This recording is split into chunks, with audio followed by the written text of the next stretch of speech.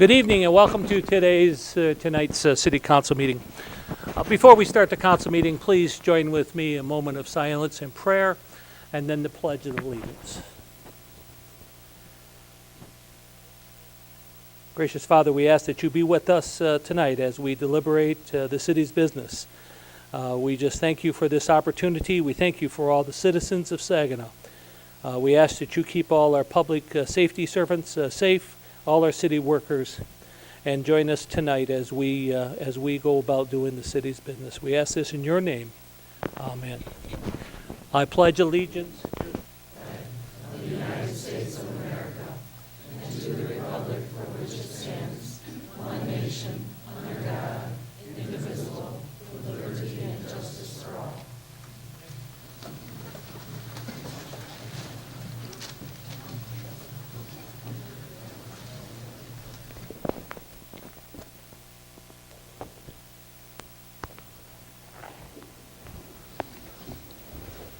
Madam Clerk, roll call, please.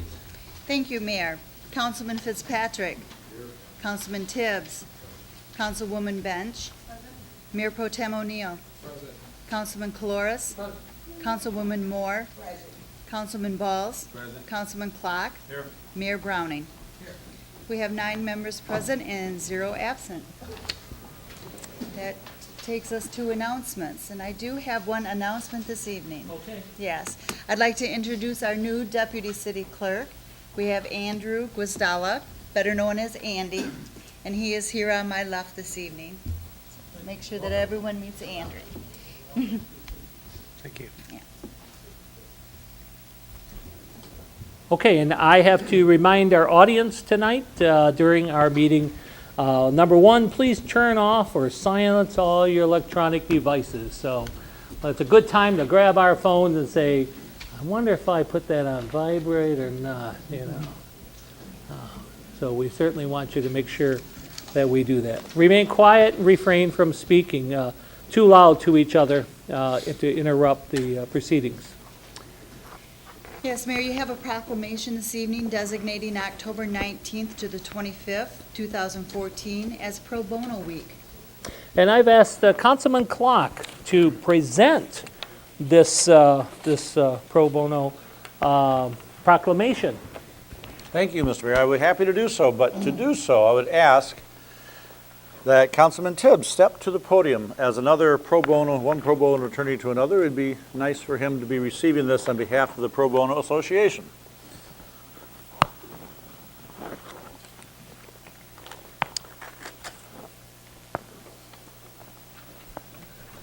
This is a proclamation whereas access to justice is a fundamental and essential right to a democratic society, and whereas countless citizens cannot afford the legal representation that they need to protect their lives, properties, and natural liberties, and whereas volunteer attorneys donate thousands of hours of pro bono time each year, and the invaluable contributions of those attorneys helps to ensure and protect a just society for every citizen. And whereas the American Bar Association has designated October 19th through the 25th, 2014 as National Pro Bono Week to highlight the increased need for pro bono services during these challenging economic times and to celebrate the outstanding work of lawyers who volunteer their services throughout the year. The energy generated by the National Pro Bono celebration is a powerful force that helps to build a just legal system that will result in equal access to justice for all. Now, therefore, be it resolved, I, Dennis D. Browning, Mayor of the City of Saginaw, hereby proclaim October 19 through the 25th, 2014 as Pro Bono Week in the City of Saginaw and urge all citizens of Saginaw to recognize the contributions of our legal community to help those most in need. We celebrate all the ways lawyers serve our communities, strengthen our justice system, and support the rule of law. In witness whereof, I have hereunto set my hand and caused the seal of the City of Saginaw to be affixed this 20th day of October in the year of our Lord, 2014. Signed, Dennis D. Browning, Mayor. Councilpersons, Amos O'Neill, Mayor Pro Tem, Michael D. Balls, Annie Bench, Larry Coloris, Daniel Fitzpatrick, Floyd Clark, Brenda F. Moore, and Demond L. Tibbs, as well as Timothy Morales, City Manager. If you'll step forward and accept the proclamation on behalf of the Pro Bono Committee, we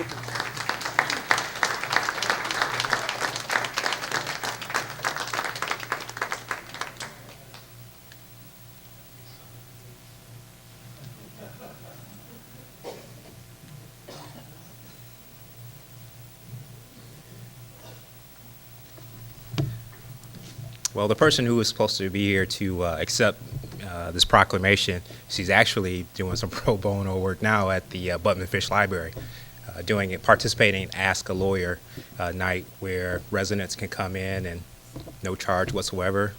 Don't have to say who they are or or confide anything except ask for help, and that's what she's doing now.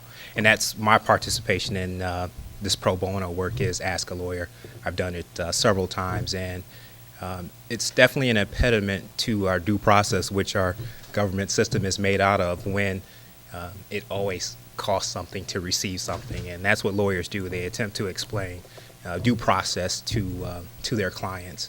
And when it costs $1,000 or more just for a half hour to an hour to an attorney, that definitely affects individuals in obtaining due process. And this pro bono project is definitely important to our society, and they definitely should be commended for, all attorneys should be commended for giving up their time, which is a sacrifice for them, time away from their family as well as from their jobs, to give a little bit back to society. So it's definitely a great program. I'm sure they'll say thank you for it.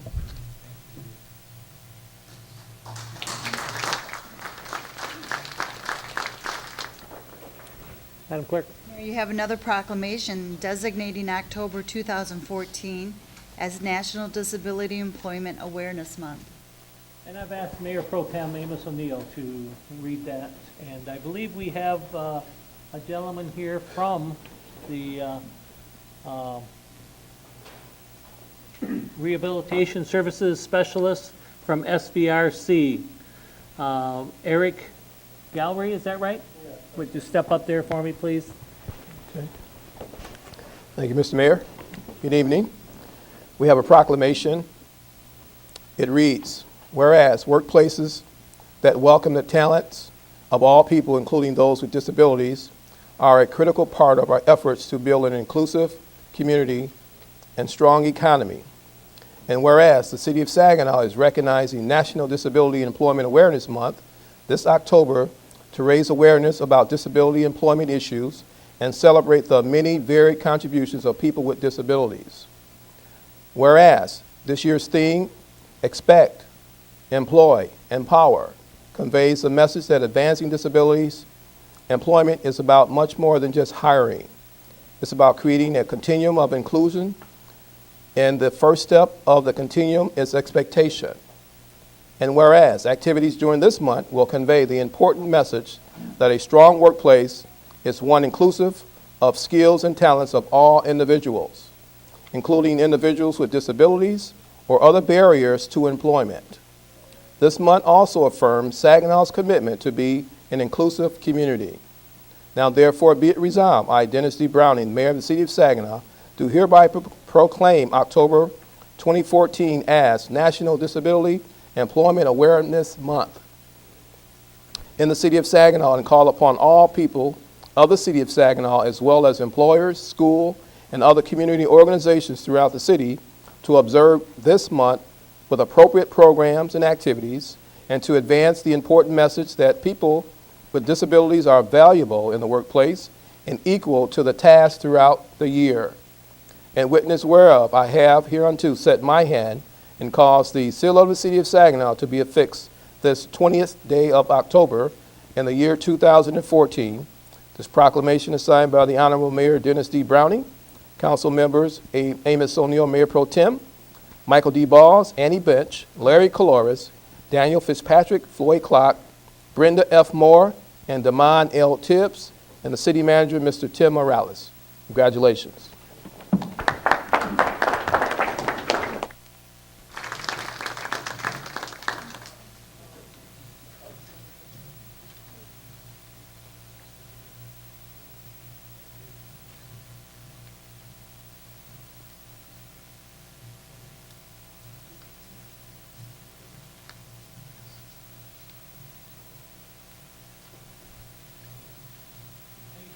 Would you like to make any comments, reference to? Well, on behalf of my organization, I want to thank the mayor and the city council for contributing to this. We're hoping that it'll bring more awareness to employing individuals with disabilities. The first step is making the community more aware and employers. Thank you. Thank you very much. Thank you. Mayor, your next item of business is a certificate of recognition to honor the life and service of John Primo to the city of Saginaw. And I would ask that Tammy Primo and the members of her family to come up. I see you have your son with you.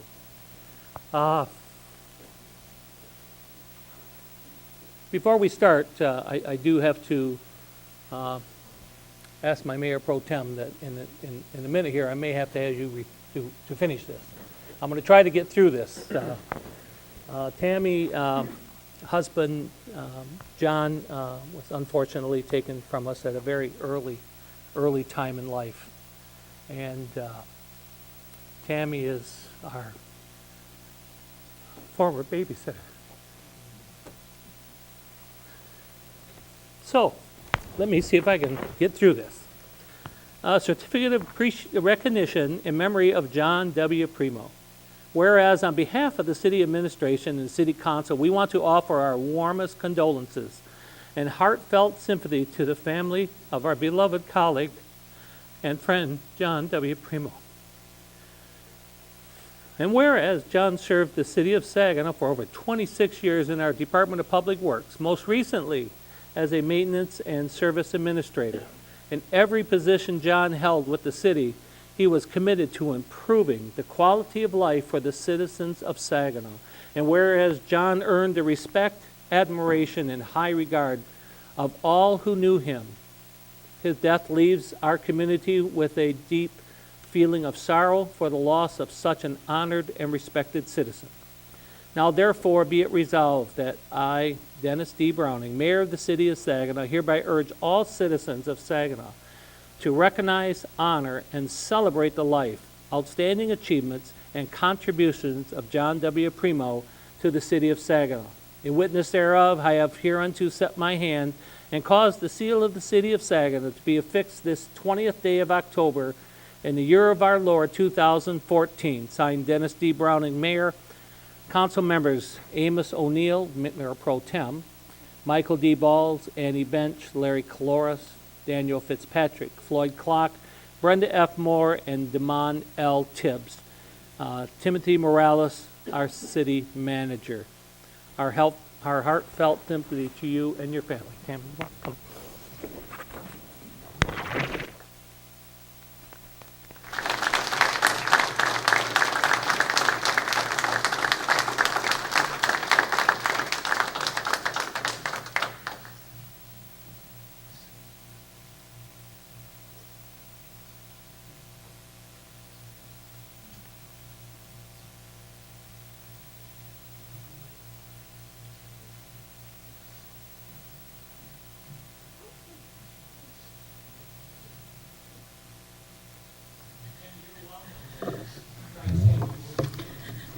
Thank you guys all very much for this. The city of Saginaw was everything to John.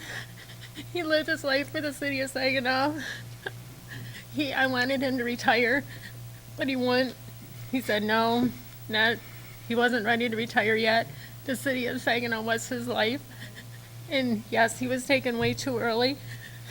I just thank you guys very much for acknowledging him. He would really appreciate this. Thank you. This came in the mail today. And it come today, and this is from the American Water Works Association. Presented to John W. Primo in recognition of 30 years of the AWWA membership since 1984. I'd ask that your son come forward and receive this on behalf of his father.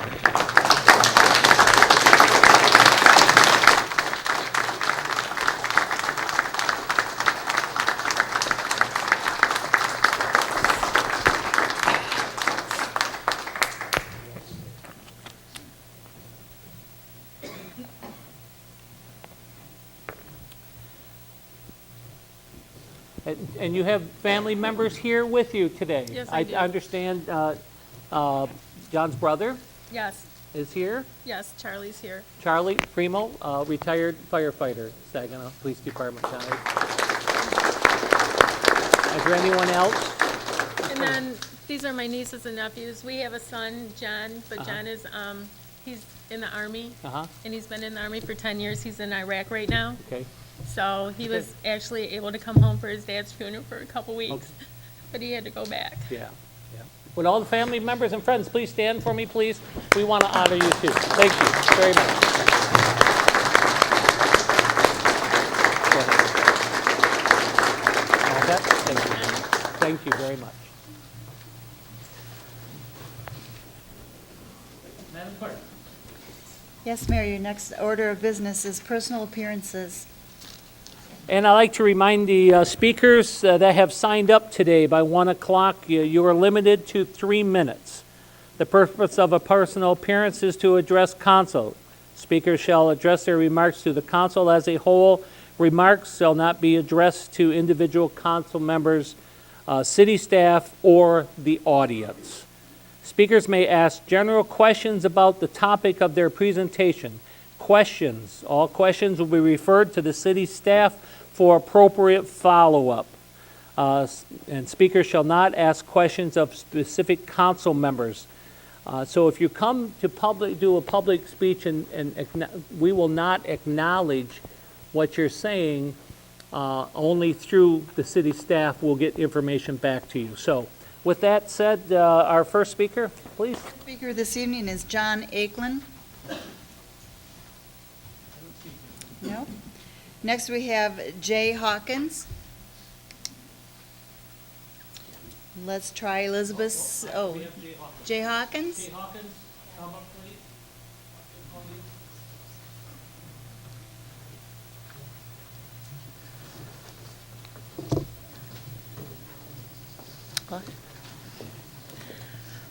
Okay. First, I want to thank you for the opportunity to speak before the council, and I'll keep it brief and to the point. I want to address the council about something that occurred on September the 28th, 2014, at 3220 Sheridan in the city of Saginaw. I witnessed one of the most violent acts that I've ever seen, and I repeatedly called the police along with several other people. And we waited there for an hour, and not one police officer showed up. Finally, I went inside of the store at the same address and asked to use the phone by the clerk at that establishment, and she let me use the phone. And about 20 minutes later, an ambulance came, but still no officer from the city of Saginaw. Then when I finally got her they transported her to the hospital by ambulance, because she was severely injured. She was assaulted by 9 or 10 people. We, were throwing people off of her. I mean, we were there for an hour waiting for the police to show up. No one came. Finally, the ambulance came, and they transported her. I drove her car behind the ambulance. And I was just, it was unbelievable to me. So I went outside once they got her settled down, and I called 911 again, and I asked them, why did this happen over an hour ago and no one has responded? She asked me, were we still there? I was dumbified by that. I said, well, you sent an ambulance, so we're not. No, we're at the hospital. So an hour later, an officer came and took the report. However, since then, and I said that's September 28th of 2014, nothing has happened. We have gotten a couple of calls from someone in the police department. However, I'm just trying to figure out why this is okay and why it has not been addressed. I don't understand. For someone to be done that way, that's just not supposed to happen. When I was on the site, I did see a Spalding Township police officer pull across the street and stay there for 5 or 10 minutes, and then he just pulled off. He never came across the street where the incident occurred, and this lady was really injured. I mean, we were afraid to leave her. As a matter of fact, when we were on our way here today to come and address the city council about it, these same people, and I saw it myself, were walking by her house harassing her. She doesn't feel safe. She doesn't feel like she can call the police. They were calling that night saying they were going to throw something into the house, and she had the phone on speaker, and I overheard the dispatcher say to her that unless they actually throw something in the house, the police will not be dispatched. To me, that's too much. Thank you very much. We refer this to the manager to look into it with the police chief, 911, and also MMR. We'll look at this. Thank you. Refer it to the manager. Thank you. Our next speaker is Elizabeth Smith.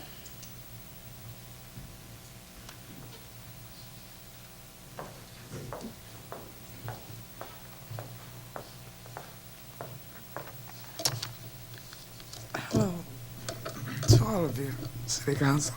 I am the one that was the Jerry saw assaulted in the parking lot. Can you pull that microphone down a little bit? Can you, is that good? That's good. I'm Elizabeth Smith again, and I am the one that was assaulted and that Jerry witnessed. My daughter was taking my nieces and nephew, two nieces, to the store. She had been jumped that Monday, double team. And she called and she said, "Ma, I see those same girls." So I get in my car, Jerry run down, I came down to my car, pit bulls, dogs, 9 and 10 girls. They're stumping me in my chest. These are old glasses, so I can't see. They broke my glasses. It's just, it was awful. And the threats that I'm getting, and then on the way over here, still being assaulted. My daughter's scared, afraid to go to school. She's homeschooling now. There was no officer to show up. This happened about 4:30 to 5 o'clock. A police officer, Officer Coleman, did come to the hospital about 8:30 and took a picture. They had a brace around my neck to make sure that my spine was still in place. My chest is still sore. These children are running around the neighborhood terrifying the neighborhood. And everyone's scared to say anything or to call their names. My daughter don't know their names. It has to stop.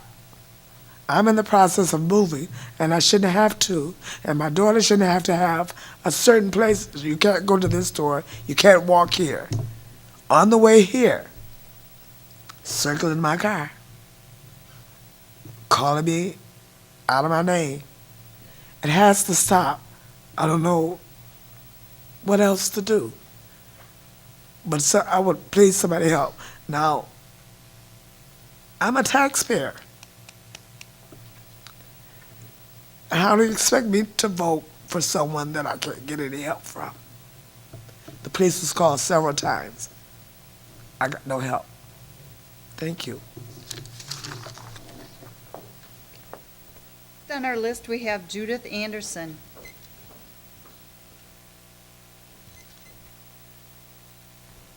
Good evening to all. I am here as a Northmore Association member, and unfortunately, a Covenant neighborhood person who was going to be here was not able to be here. So I think since we were at their meeting at the last month, that I can speak for them as well, that they would approve of what I'm saying here. And that is that obviously most citizens involved actively in neighborhood associations know that the future of Saginaw will be devastatingly impacted if the safety renewal is not passed.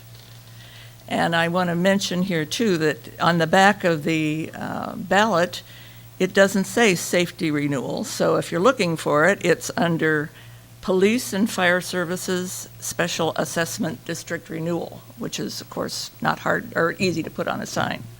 But that's where you vote yes. The new quadrant program has brought citizens and personnel from the city together to share concerns and implement solutions more speedily than ever before. All of the improvements in our safety statistics in the last 2 years would be lost if this doesn't pass. We ask you and all of the people behind me and everyone that is listening and hearing this to please vote yes. And we ask all of you to find out what will happen to this city if the no vote comes about. I don't think it will, but I think we need to be sure that everyone before November 4th knows in actual figures and in actual events what will happen to Saginaw as far as the safety is concerned. So that is mainly what we're here for, to say let's all get behind this, or we will have a Saginaw that may be worse than we have seen in the past. And we want to thank especially Councilman Caloris for his untiring fundraising and recruitment of citizens to help bring understanding of this proposal to the many voters who fill out absentee ballots. And just tonight, I find out we're also going to be marching and handing out things on Saturday. So anybody who wants to walk and let everybody know about what this will mean to us if we don't pass it, talk to the man up here. Thank you. Next on our list, we have Dennis Morrison.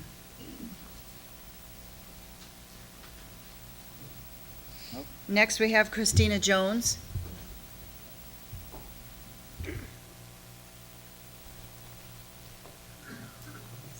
Good evening to the city manager, city council. My name is Christina Jones, and I live at 418 South 12th Street in the city of Saginaw.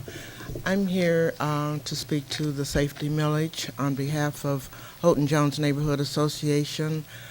We have polled our board members, and I can say the majority of our board members are going to support the safety millage. I've already cast my vote as an absentee voter.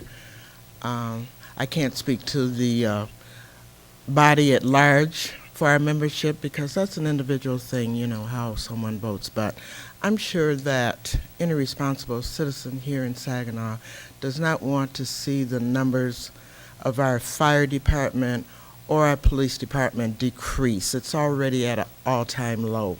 So I'm asking that the citizens at large do support the safety millage, and everybody have a good day. Thank you. Next, we have Pastor Carol Summers.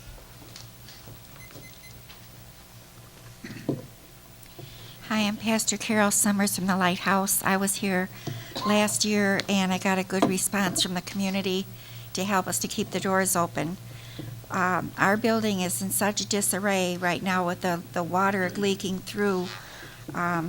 We're in need of assistance in trying to fix it so we can keep the warming shelter open for the winter time, and we provide food and clothing for the people in the downtown area. We get a lot of the people from the RCO, the Rescue Mission, and the homeless people.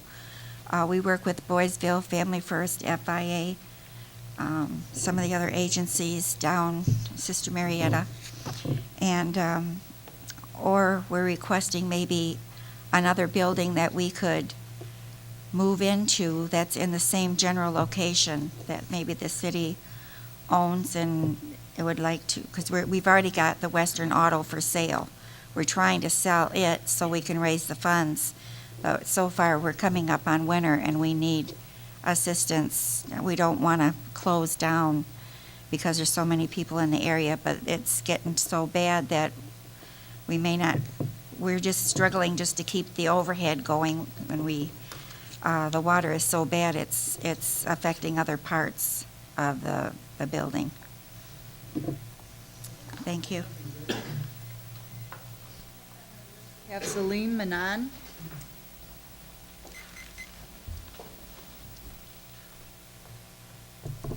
Good evening, Honorable City Manager, Attorney, City Council members, Mayor, citizens of Saginaw. My name is Salim Manan, and I'm from 1514 Milton Street here in Saginaw, Michigan, and I've been here since 1970. I'm honored to be here to address support for the safety millage. I know there's a lot of controversy on that issue, but I'm comfortable in saying that we need to support it 100%. The other issues, we can talk about resolving them, but we really need to get behind this and support it and do whatever we can to secure our city. I'm kind of impacted by the ladies that came before me because it's kind of similar to the situation I had when I moved in my neighborhood and I was being terrorized.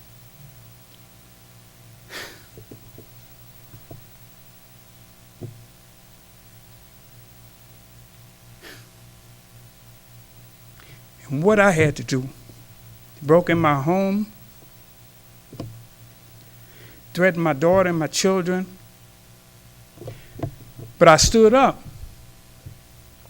got together with the neighbors, and we started doing something. And we have to tell that lady that we're not going to let that happen. You have to let me know where you stay. I'll come to do what I can to help. We've made a lot of progress, but we haven't got where we need to be.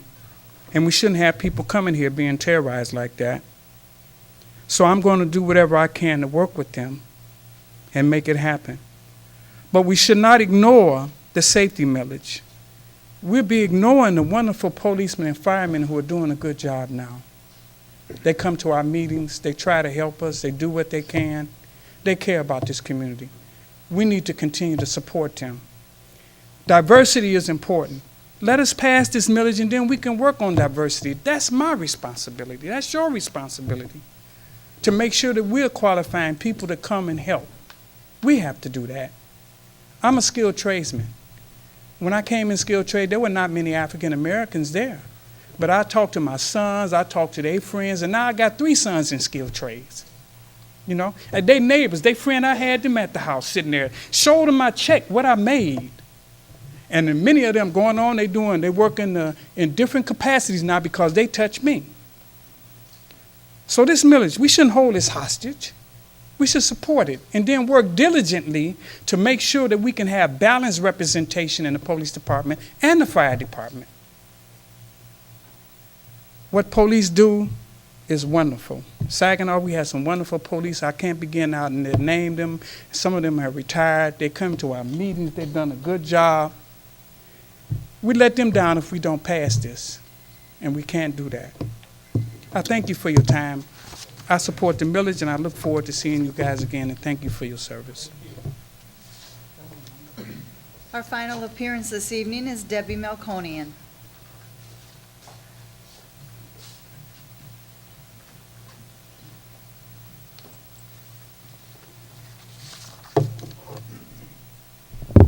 Good evening, everyone.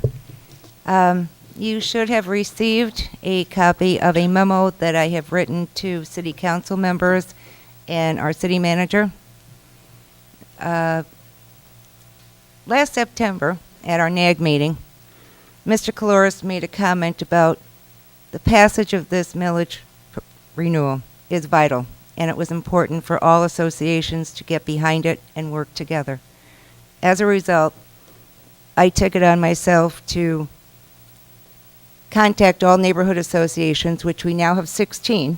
We've added 2 this past year, and ask them whether or not at their upcoming monthly meetings they could put that on their agendas and take a vote at their meetings of the citizens, residents that were present, and let me know whether or not their association supported or endorsed the renewal. I have heard back from 14 of the associations.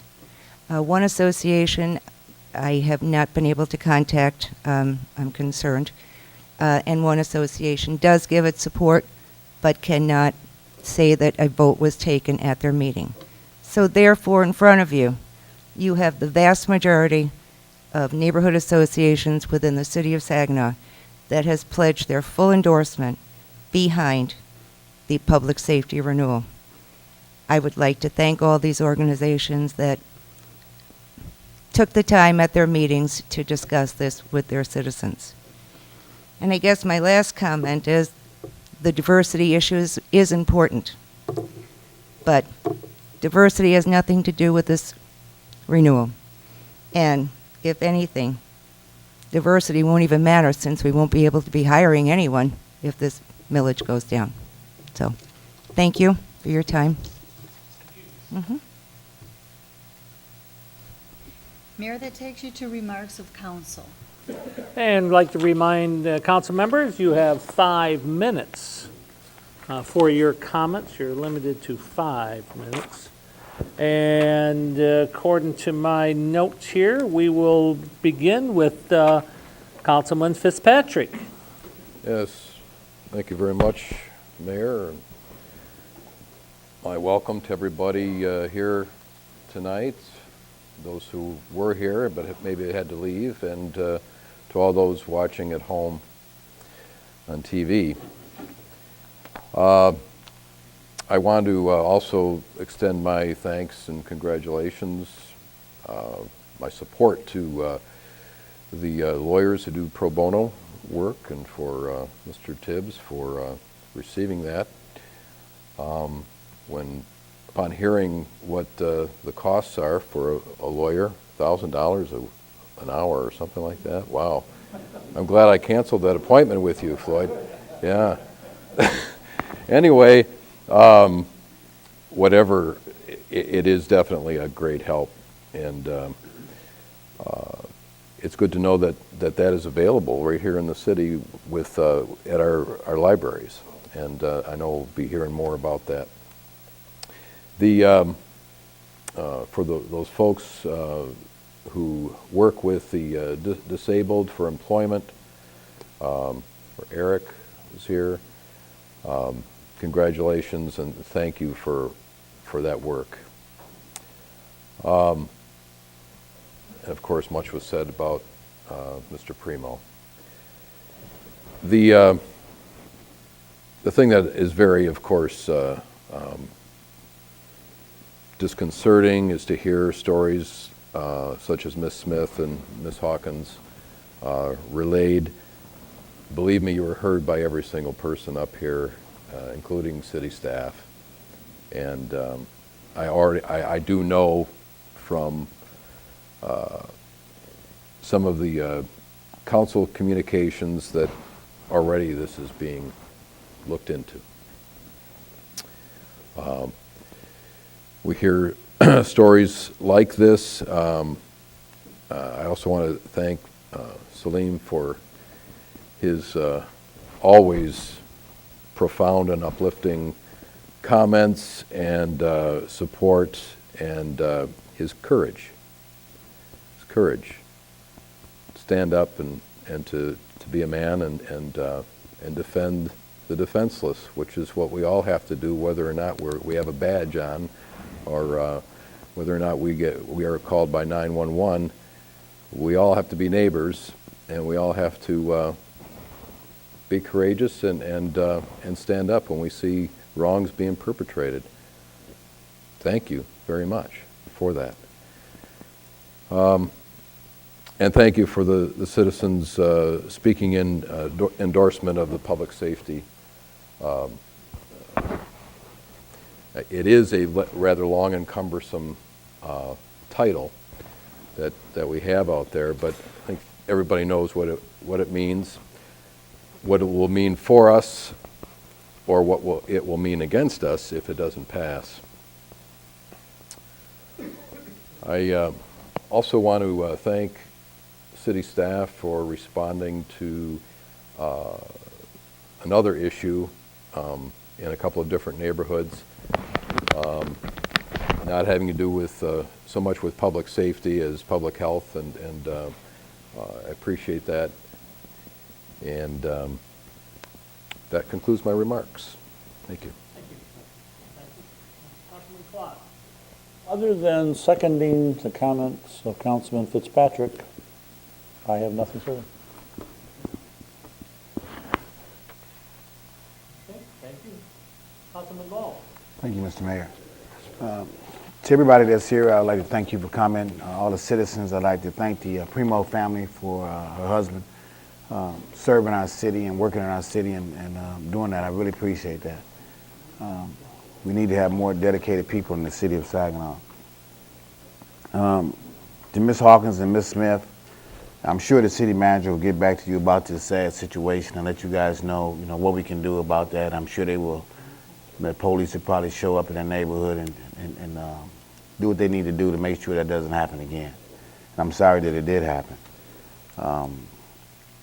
As far as the safety millage is concerned, I'm sure that the safety millage is going to pass with no problem. I don't see any issues. Like everybody in the city of Saginaw, I think, wants the safety millage to pass, and I think it will pass. So I don't think it's going to be an issue with that. I would like to see the fire, the police department, and everybody that works for the city, I wish they would live in the city and help with the millage too by paying the same amount of taxes that everybody here from the neighborhood associations are paying so that we can make sure those type of millages pass. I don't mind supporting you, but support us too. So that would be a beautiful thing. I mean, I think anybody that work in the city, it'd be really, really nice for them to live in the city. I would love to have a police officer staying in my neighborhood. I really would. And a fire department person too, it'd be a beautiful thing. I think people would respect the community if they did live there. That's another issue, but I'm just letting you know what my wishes are. I think there's a lot of exciting things that's happening in the city of Saginaw, and I think that we all need to be part of that. Diversity is a beautiful thing. I mean, when everybody can come to the table and share and eat at the same table, we all get the same nutrients and the spirit that everybody get when you're at the table. So diversity is always good. I just think it's always better to have everybody in the city of Saginaw employed. And if anybody know of anybody that's interested in those type of jobs to live in the city of Saginaw, encourage them to come here and fill out applications and try to get involved. I am too a skilled trades person, Mr. Salim, and I encourage my son to get involved in the trades, and he went right on past me. I'm a pipe fitter in a plant, and he became a master plumber with almost a master degree, his own business, and he works for Chrysler too. And he did work for Ford once, and he's a local union pipe fitter too. So, when you're passing on to the family, have a tendency to keep moving down. So we need to encourage people to get involved in those type of trades because they are rewarding. I still enjoy my check too, Mr. Salim. And my wife enjoys it a little bit more. As a matter of fact, we need skilled tradesmen so bad within these plants right here. I retired in 2007, and in 2011, they asked me to come back to work and be a pipe fitter. So that proves the fact that how bad we need skilled tradesmen in the area. So, I'm sure my wife and my grandkids appreciate that. But, there's a lot of things we can do in the city of Saginaw, but we got to encourage people to get involved. So thanks for letting me make those comments, Mr. Mayor. Thank you. Councilwoman Bennett. Good evening, citizens. First of all, I'd like to thank all of the speakers who spoke tonight. It is heartening anytime you hear a story about whether, I don't care who it is, about people not feeling safe in their own home. That is disheartening. Neighborhood Watch, kudos, goes out to you as well. I had the opportunity this week to go to Marquette for what we call the Michigan Municipal League workshop. And in this workshop, I learned so much. So I'm going to do a report for you, Mr. Morales, with some tidbits, tips that some of the other city managers and mayors came up with because I went into their group.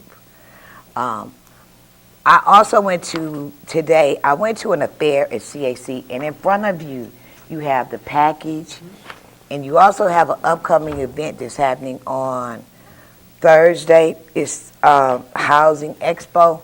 So for people watching and in the audience, if you're interested in buying a house, they now have ways, and people from banks are coming in, and they're going to show you how to get a house. And this is free. And it's going to be at CAC.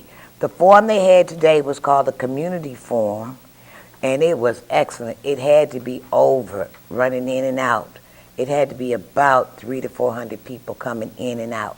They had snacks, they had booths, where they actually gave, the handout I gave to the council, you also can get this on their website, or you can go to CAC audience and get it. And it talked about the nutrition for our children, educational structure, and it talks about some things that we need to do in our own backyard. When we began to talk about what we need to do, City Manager, I'm asking, and I'm probably not the right time, but at this workshop, one of the things they kept emphasizing to us is that know where your budget stands right now. So can we get an update, please? The whole thing with the workshop is the municipal league. It's a workshop that all public officials that are in certain town cities can go to. And what it is they teach us how to work for you. And they tell us, you don't work for yourself anymore, you work for the people. So these are the things that we're doing in other communities. For the people that come and speak, we talked about that. The 3-minute talk, we talked about how that's supposed to go. And it was so educational. And I'm encouraging my other council members. I know that Mayor Pro Tem goes because he is the vice president for the Michigan League Black Caucus. And I am the secretary for Region 4. I just got on this, but I jumped in running.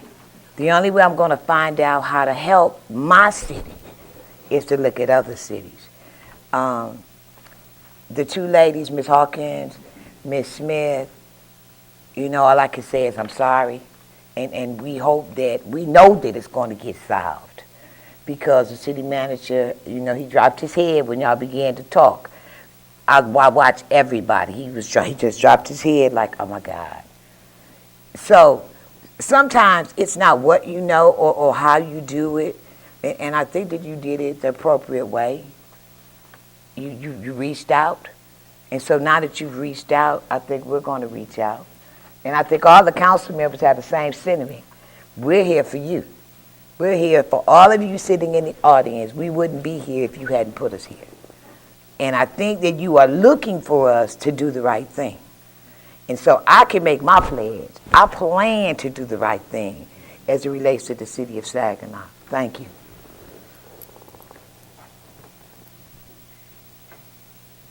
Thank you. Councilman Calora. I'm going to try to be brief. Okay. Much has been said about the millage and the renewal of it. For those who wonder what's going to happen, I can't tell you what's going to happen. But if you take a little over $3 million of wages out of the police and fire, tell me what's left. You got pencil and paper, do the math.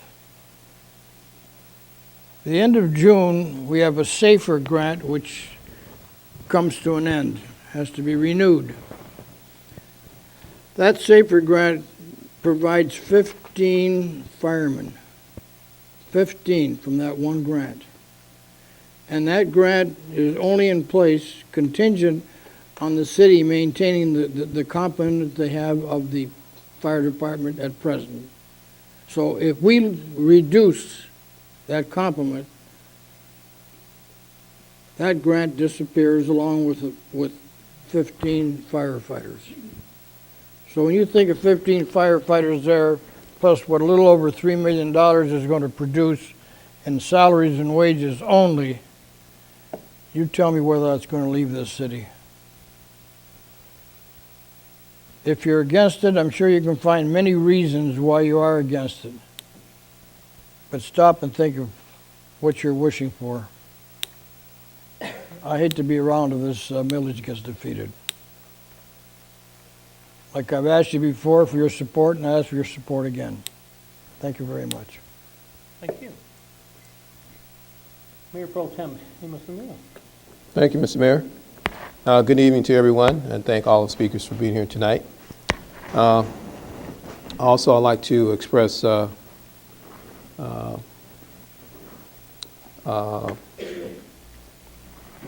pain, discomfort, and sadness from hearing from the two ladies today. Anybody with a conscience will feel the pain. And we did get a report, as was indicated from my colleague, about some of the activities of that event. And it does look like that the Saginaw 911 got a call, but it says the police were not assigned to that area. So I just got questions marked why. Naturally, everyone wants public safety, police and fire. That's natural, very natural. We need not look but locally, nationally, statewide of some of the encounters that have been going on. Unfortunate, painful, hurtful. You scratch your head and wonder, wow, do I have any rights in some cases with some of the situations that have gone on across the nation with encounters with the public and law enforcement? And it causes you to wonder. It does. It causes you to wonder. Some things that I've seen just from some of the videos on some of the broadcasts, and I'm saying, wow, I'm not an attorney, I'm not a prosecutor or a person that investigate, but some things you can see and you say, wow, that doesn't look right. Why did they do that? Okay, so very concerning. We have to provide customer-friendly service to all people. We all have rights. I don't care if you're a bum on the street, you still have a right to dignity, okay, and self-respect, and to be treated fair. And I think, as I said, no one is against public safety, but we do have to address the issues. Neighborhood Association, thank you for your support. We do have to address the issues. We have to listen to everybody. Just because someone has an opinion different than mine doesn't mean they're wrong or something's wrong with them. That's what democracy is all about. We have to agree to disagree, and we have to respectfully take that person's view as that's their view and leave that with them. So I am very hopeful that we will get some remedy to that resolve with that situation. And, beg pardon? Oh, okay. Get some remedy to the situation, and we have to remember that our public safety officers have to be friendly to everybody. I would like to make a comment about the fire department. I attended, Mayor, on your behalf, the ceremony. It was a beautiful ceremony, and I was honored to be there, and I had several of my colleagues with me who stood up with me as I read the proclamation. But, the fire department, I want to commend them for working with the city in so many ways. For example, cutting overtime tremendously, working to write and submit grants that will allowed us to get that beautiful fire engine that we now have.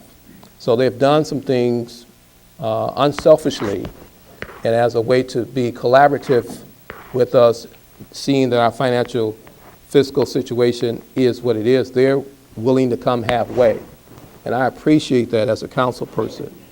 We know our finances aren't what they were 10, 15 years ago. We know that. And but we need willing public safety officers, both police and fire, to work with us, to realize that we have to cut corners, we have to save, we have to cut back for the good of all, not just one side. So I was very pleased with that, and I just wanted to publicly communicate that support for the work that the fire department has done in terms of working with various concessions and cutting overtime, because that's a huge expense. We did get a report from the city manager several meetings ago about overtime, and we haven't had a chance to talk about it, but there is an enormous amount of overtime for the police department. And my question I haven't had a chance to ask was, how are we going to pay for it? Where is that money coming from? We all got the same report. So that concludes my comments. So, Finish your thought there. that's, Well, thank you. Councilwoman Annie Beck. Thank you, Mr. Mayor. Good evening, everyone. I'll just keep it brief as well. I think we've covered everything for the most part. I just want to thank our neighborhood associations, especially Mrs. Malconian, for taking the initiative to contact everyone and see where all of our neighborhood groups are what position they're taking on this, on the millage. We're very fortunate that we have these groups out there working every day to make our neighborhoods better. And we're fortunate that we can count on you to lead the way on these kinds of things. So thank you very much. Ms. Smith, I'm very sorry to hear what had occurred in your neighborhood. I'm very sorry that anyone has to experience that anywhere, especially in our city. And that type of behavior is completely unacceptable. And I don't know what neighborhood group you belong to, but perhaps someone here tonight can, point you in the right direction as to when the meetings are, and talk to them and share some of your experiences with them further, and see if we can get some neighbors like Mr. Manon and over there to help you. It's certainly not something that can be fixed overnight. I know we did get a report and that there is ongoing efforts to remedy the situation. So if there are other ongoing incidences, make sure you know who your CPO is, make sure you have their phone number, and make sure that you're trying to get some other people involved as best you can with that. In the neighborhood, there's certainly strength in numbers, and please don't hesitate to come back or contact us individually if there's something you think that we can do on a personal level. So good luck and please be safe. That's all I have, Mr. Mayor. Thank you. Councilman Tibbs. Thank you, Mayor. Just a few comments. I'd like to thank all the speakers that were here today. Ms. Hawkins and Ms. Smith, you're definitely not alone, and all hope is not lost. We still got the 911 calls recorded. I'm sure a police report will be taken. Obviously, you can ID the individuals, so it sounds like you're going to get your day in court. I would also recommend that you possibly go to the to the courthouse tomorrow. Once you get that police file and get a personal protection order, that could probably help resolve a little bit the situation that you're in. But thank you for your courage and stepping up to these cowardice acts. I would like to thank our neighborhood associations for appearing. So often we get non-Saginaw citizens come before us, and you don't necessarily question their heart per se, but we know you as residents, we know where your heart is, and that's what keep our city going, and we appreciate that. And those who are victims of crimes, I encourage you. I believe Saginaw High is probably your neighborhood association. Tom Webb does a good job over there. Maybe we can put you in contact with him, and you're not in this alone. Okay. I'd like to commend Councilwoman Ms. Moore.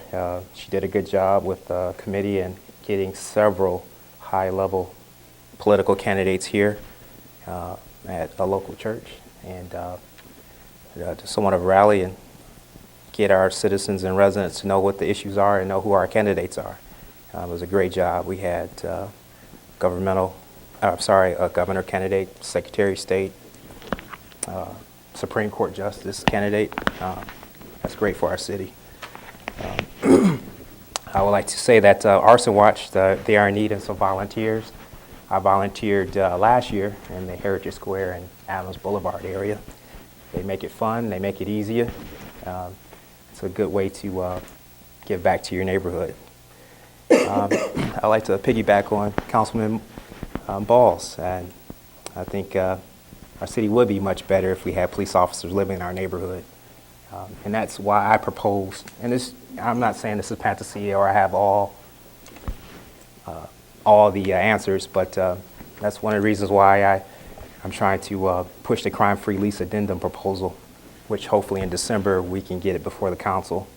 That's why some of our residents were asking about the zoning ordinance to prevent not necessarily transitional homes being in our city, but just them being in proximity to each other, as well as schools, churches, and things of that sort. So if you talk to officers, they have no issue with living in the city. They just have an issue living next to people who they put in jail or they have contact with the previous day. And that's a legitimate concern. So we need to do what we can to make our city more attractive for our officers, as well as potential residents to come and move into our city.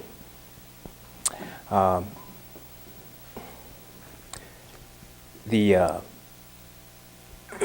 would like to say thank you to Officer Daniels.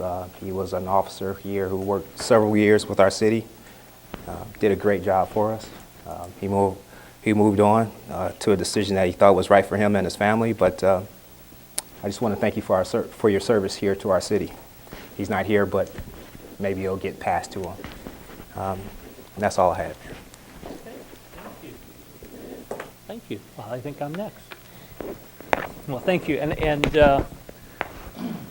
certainly want to thank all the speakers tonight who come forward in support of the millage. And Mr. Manager, I need a little more follow-up on this call over there on Sheridan. I think that's outside the Cathedral District. I think that's outside. That's down pretty far. I will email you with some of my concerns, looking for times calls came in. Were they anonymous, or were they, what type of calls, how did it come in, and the timeline that dispatch got it, when the Spalding, they must have put it out, otherwise the Spalding officer would not have known about it. I think those are some questions I think you would like answered also. So we'll certainly work on that, and very concerned, and we certainly want to make sure that we respond as much as we can for this. So I'm sure we'll get another report back with that. Not a whole bunch. I did talk today. I did the Ask the Mayor segment on TV5 today, and the question was, where exactly does this police millage money go to? And I was very pleased to inform that this millage goes for salary and benefits for active police and firefighters only. Active police and firefighters. Not one penny of that millage money will go to unfunded liability. And it also doesn't cover uniforms, cars, and equipment. It just covers salary. And so that's why it affects so many police and firefighters. And so we're hoping that, and I'm very optimistic. I think I'm very proud of our police and firefighters, our public safety. I'm just as proud of our neighborhood associations who have worked very hard, and we are, knock on wood, I don't want to jinx myself, but we are looking in the area of a 70% reduction in homicides. And in talking with other mayors, that's unheard of in a single year. So we owe that to our public safety, but also to the citizens who have really taken ownership of their neighborhoods and their communities, and I really, really appreciate that. With that, I don't have any other public comments. I want to thank Mayor Pro Tem Amos O'Neill for filling in for me at the awards memorial service there at the fire department, and all the council members who make that. We try to make as many of these events that we can, and today Councilman Brenda Moore brings us something that is happening just this Thursday. So if anyone's available to stop by, please do at the Expo, 2014 Housing Expo, and to be very visible in our community. So I want to certainly thank that. So with that, Madam Clerk, I am going to move on. Order of business is reports from the manager. Thank you. We just had a few items. We don't have any presentations this evening, so it shouldn't be too long. to echo what the Mayor Pro Tem said about the fire awards ceremony. It was on the 7th, and also thank you to Candace Burns, who was the kind of the MC for the awards ceremony. I think she did a good job, and it was the first time she's done it, and it was a great turnout for that as well. I think it was one of the biggest turnouts we've had in several years. And I would also congratulate Brandon Hausbeck was the firefighter of the year this year, and know his name. He's often at the council meetings, so he's known to everybody, I think. So that was really good that he got that award. The Neighborhood Action Association group meeting is tomorrow here in council chambers at noon, if any council members are interested in attending. And also the citywide meeting this week is this Thursday at 5:30. The regular time, it's at Greenhouse Center of Hope, 723 Emerson at 5:30. Another meeting that I wanted to mention in case there's council members that wish to go is I mentioned it last time, the ALPAC meeting. Councilman Tibbs was at the last one, and I think kind of a dual capacity in his role as at the prosecutor's office and as a city council member. We didn't have great attendance at that meeting, and I know it's something that we want to keep going. So if anyone's available to go to that, it's 1:30 to 3 on Friday. And this the meeting does move around. This meeting is at the state office building in Saginaw. And you all should have also received an invitation to Delta College is having an arts series the next few weeks, and they did contact us to confirm your addresses for that. So if you get an opportunity to go to one of those, it's a great few weeks that they're putting on. And also, given what Councilman Ball said, I'd have to give credit to Delta College. They have a Fast Start program that works with skilled trades, and Dow Chemical uses Delta College for their training program as well. So hopefully that's something that when we get the new center in the city of Saginaw, they can offer some of those classes right here in the city to make it more convenient for our residents. So keep the pressure up on your local reps and senators to get that on the state budget.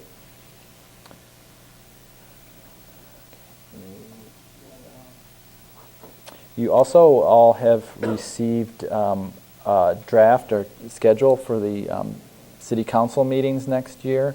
We're looking for input on that. I know we have a few changes already received, but if you see any dates that might be a conflict, please let us know, and we can try to piece together a schedule that's as convenient as we can get for everybody.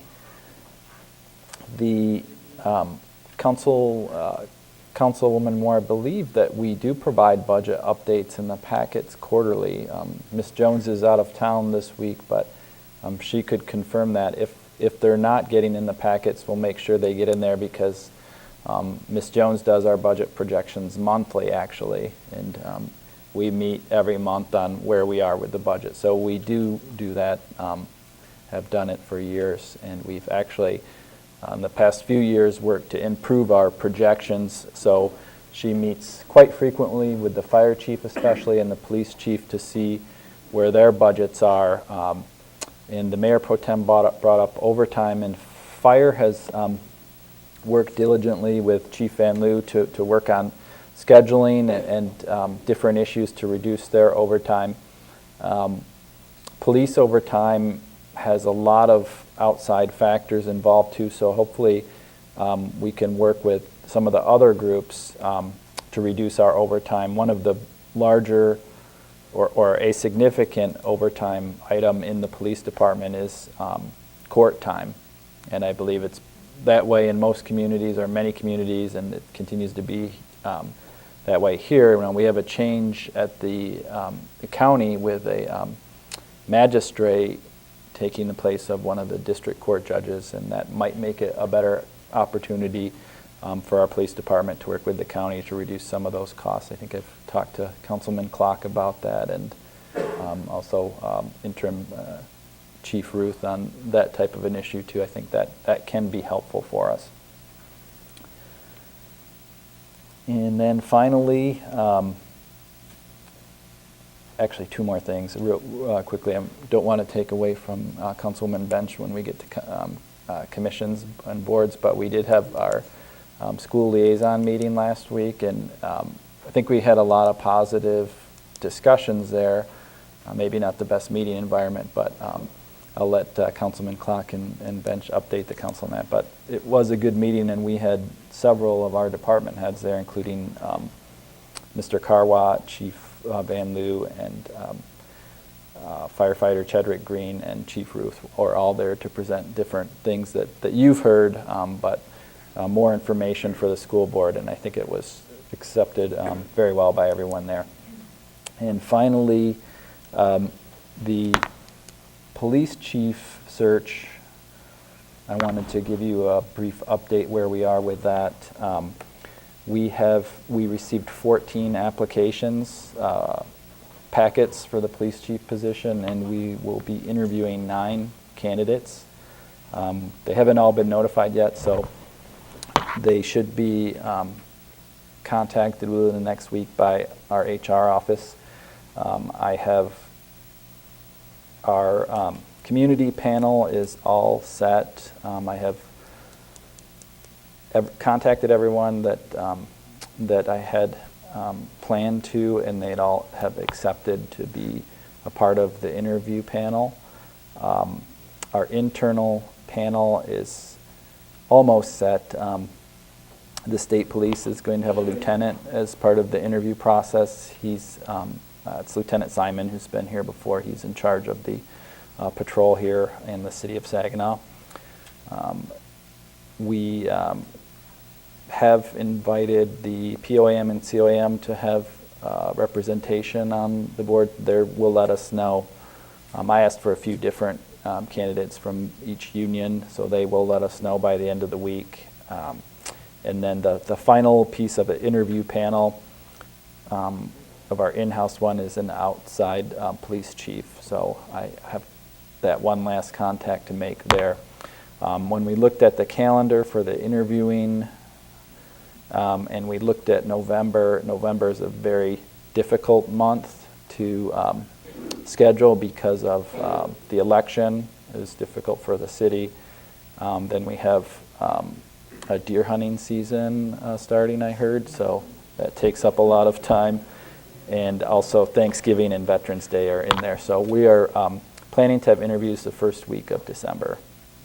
So following those interviews, then would be a final interview with me and HR staff. So that concludes my report. Questions for the manager? Go ahead. Thank you, Mr. Mayor. Mr. Manager, you made reference to a couple of group meetings. I had a question when the two ladies spoke tonight about the situation. I know we had a citizen advisory group. I'm not sure if that's still active, because I thought that group was set up to, kind of, be a sort of a conduit to situations like that. Do you have any information on what has occurred with that, if any, if not, It's an independent committee. Citizens could go to the committee and voice any concerns that they have. I'm not sure what their meeting schedule is. It may be on our website. If it's not, we can get it on there. One of the things that they deal with more frequently than calls, I believe, is use of force review and things like that. That's one of the primary activities that they do work on, and I know I believe they meet monthly, or at least every other month to do that. I think that's more frequent than outreach to the community, but it is a regularly scheduled meeting, and we can get that information out there if it's not on our website. Yeah, and if I may, Mr. Mayor, just to follow up, I think the purpose of the meeting, of the group being set, we all know, but I think when information is shared over the podium like that, I would hope that the community members would hear that and make contact with those individuals. I think it can serve as a buffer and give a sense of, to the persons who are complaining, a sense of being heard or being connected, a sense of responsiveness. I know that was one thing in our strategic planning sessions a couple years ago. We had customer service as one of our top 5 selections in terms of all aspects of the city, whether it's an adjunct part of an extension of us, but any group that's representing the city, I think, should reflect our wishes in terms of how we deal with public. So just a suggestion that we could follow up with those folks and engage them. I think that would serve all of us well. So I just wanted to make a point of that. And also, you brought up the overtime situation. And I know I have a lot of questions on that, but what can you explain to me? What is paid time? Hold on, the report you gave us. What is standby pay? Standby pay, there is a part of the police contract that has requires police to be available for call-in. They have a number of requirements that they have to adhere to within that case, be within, I think, so far, so close to the city. They can't go certain places. Obviously, they can't go to a bar, can't have alcohol, those kind of things. So they do get standby pay when they're in that, working in that capacity. I think most frequently that is the Detective Bureau. Is that correct, Chief? That is correct, sir. Okay. So if a detective, those are the individuals who are most frequently called in when they're off duty. If there is a shooting, a homicide, an assault, different things, those are the individuals who are not working that get called in. Okay. And then on the next one, meeting pay. Meeting pay. That's right by standby pay. Meeting pay. Yeah. That's on a report. Yeah, I don't have it in front of me, so I don't know every single overtime Ms. code Jones. they have. Yeah. I knew. Yeah.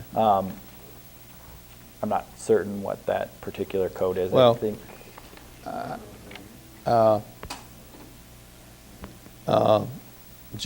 Those are just a few questions I had on the report you provided to us on September the 8th.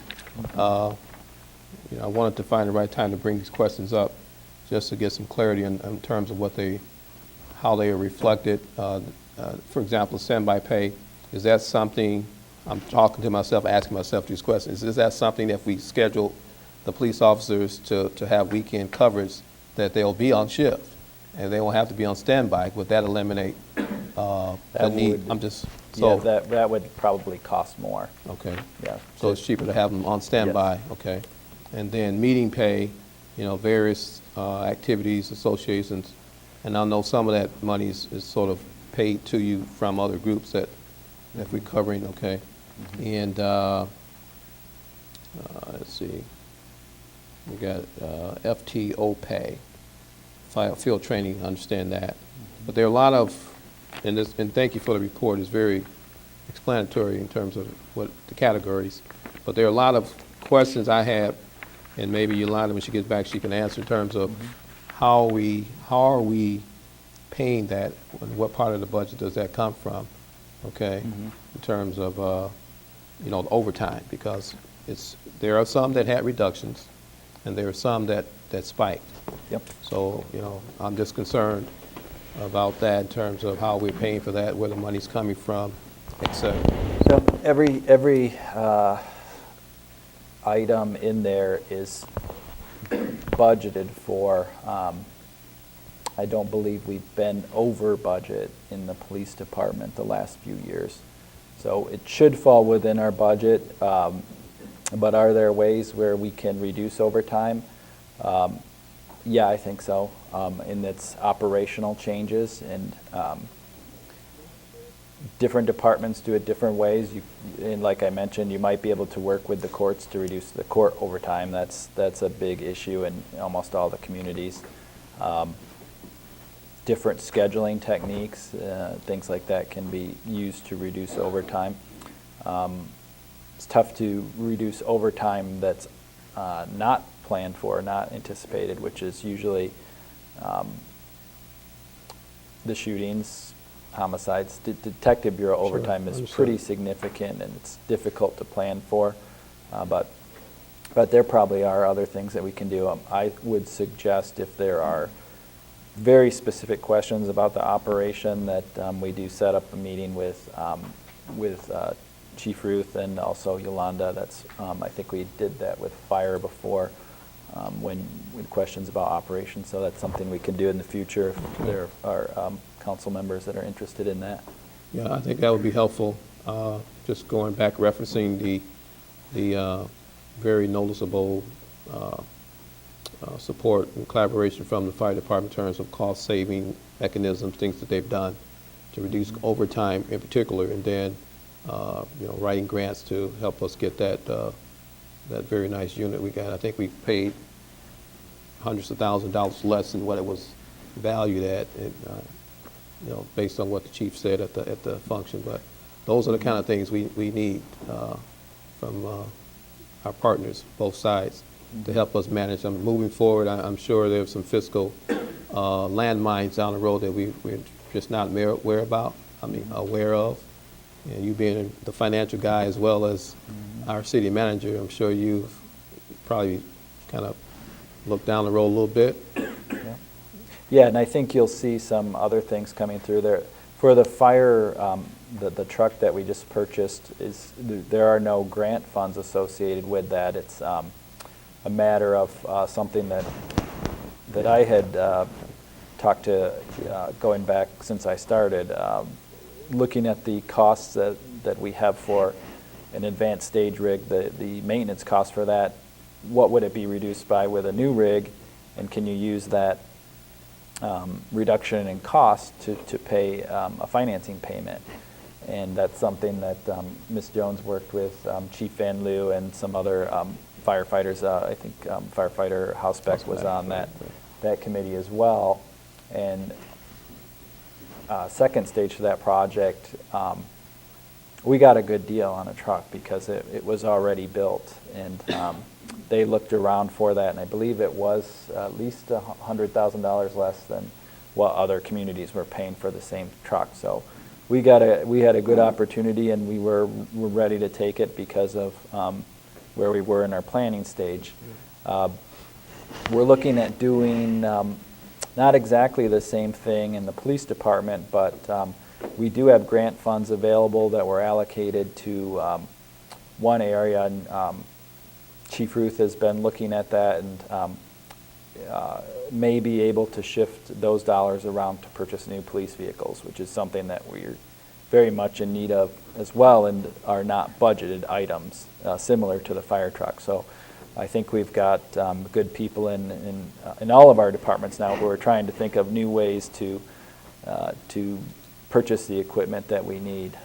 We did the same thing. I know you're all aware, and it was a big issue that Councilman Clark looked at, but when we lost all of our tasers due to the lawsuit from Taser, we had to try to find a way to replace some of those. And now, rather than spending $80,000 at once to do that, the police department looked at a different way that they could allocate equipment. And now we have, I believe, probably about a quarter of the number of tasers, if that much, that we used to have. But the way that they've done their scheduling for equipment, they've been able to make sure everybody has the proper equipment, but not purchase as many as we used to have. So they're working on things. I think we'll continue to make changes in both departments that can save money. And actually all of our departments, all the department heads here can probably tell you a number of stories about how they've changed their operations to try to save money. Good. Mr. Mayor, thank you. Thank you, Mr. Manager, for that information. Follow-up question on the same subject. That's why with a reduction of homicides almost being 70%, do we foresee a savings? I mean, because that's a lot of hours that would be spent investigating. Now, I do understand, being a fellow police officer, that there was a lot more cases we couldn't get to simply because we were so overwhelmed with that. But just something I wanted to have you check into. We anticipate some savings, but Yep, not I think much. you would probably see savings from a reduced number of homicides, likely from detective overtime, but alternatively, the fact that we're down to 55 officers, Sure. you probably Sure. see a lot more of shift extension Mhm. from number of calls Okay. that are backed Yeah. up, different things like that could offset it. Okay. But there's a lot of data there that we can look at, so. Yep, okay. Councilman Ball. Thank you, Mr. Mayor. Mr. Manager, you said that you can think of some ways to save some money in the police department. Have you conveyed those to the new police chief? Or have you guys been talking about it, or can we do it contractually? They're both. There are both ways, but actually the Chief Ruth has contacted me about ways that he sees that we can save money in the police department. I don't really want to bring up the things because a lot of them are still in the planning process, but he's been identifying ways to reduce costs or change the operation a little bit so that we can save some money.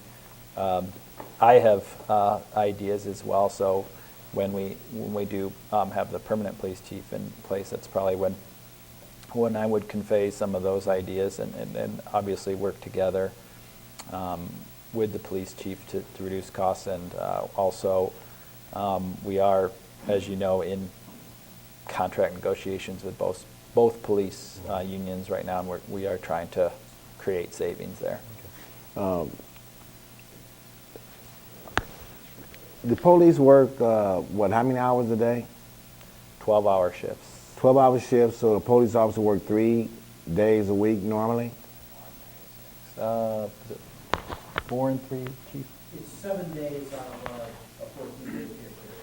The days vary, 2 on, 2 off, 2 on, 3 off, 3 on. How many, if one police officer, what's the average amount of overtime do they work in that 2 weeks? I wouldn't be able to tell you the average. It all varies upon. We're going to have him come to the podium, please. Yeah. If we're going to have a question, let's have that up here. It's going to be a lot easier. Mark? Yes, the overtime is an issue that a lot of it depends on backfill. If someone calls in sick, there's certain minimum standards that we have for police officers, a number of officers that we have on the road, from a safety standpoint for the citizens and a safety standpoint for the officers themselves. A lot of that overtime is for backfill to bring the position back up to par to keep the officers safe and the citizens safe at that point in time, to have enough of officers to answer the calls, the call volume at their levels. I can get you the numbers on the average per officer. I just don't have it right now what the average would be. Mr. Mayor, rather than do this right now at the regular council meeting, I would suggest specific questions that council members have, if they could be sent to me so that we can put the information together that's accurate. So, I mean, we're both trying to do this off the top of our head, and it's not going to necessarily be putting out the most accurate information. So, Okay, well, I'm just trying to I just want to get to the point where I'm thinking if we had more officers working, if, like you said, he have emergency situations, you know how, I know you can look at your budget and find out what you spent before and figure out if maybe we should hire some more officers full-time so we don't have to backfill them with people with overtime. That's what I'm trying to get to. So I'm concerned about that, and I just want to let you guys know what my concerns are. Because I am concerned about about safety, how much money comes out of the city budget per year on safety. It's a lot of money. And I know you guys know the exact amount of the budget that it is. But if I'm not mistaken, it's maybe 60% or more. Am I right?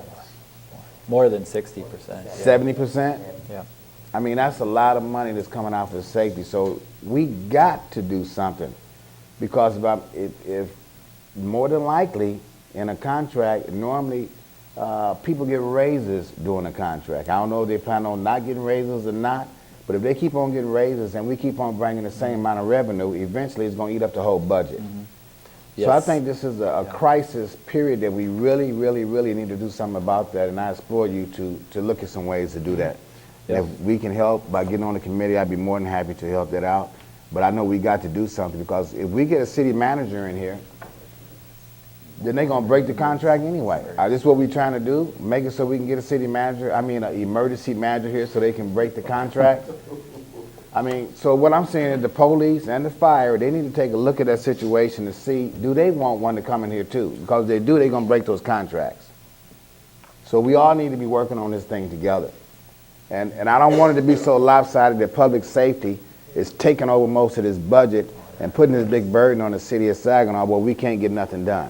So we need to take a look at that. Yeah, I think public safety took over the budget a long time ago. Well, for the most part. We have a new city manager just got hired last year, and my confidence goes to you that you will get something done with the new fire and police chief that you have. We got 2 new guys sitting in these positions right now. We got a new regime here. We got a new city manager, we got a new police chief, we got a new fire department. Let's get it done for the people of Saginaw, please. Thank you. Councilman Cloris, comments or questions for the manager? Question for the manager, yes. The standby pay, is that mandatory or is that something that's negotiated? So it's, yeah. It's part of the negotiation. Could be. Thank you. Councilwoman Moore. I have to just ask this, because you said every quarter we get reports. I asked that for a reason. In my workshop I was in, that was one of the things Detroit said they faced. Not knowing where we were, and before they knew it, it snuck up on us. And so I guess I don't want us to be with the emergency manager, and I sure don't want to see us go into bankruptcy, because we won't come out. So if you can get that to us, I don't know if the other council members may not want it. I just want to take a look and see, are we on top? Because when he's not there, he got his head down.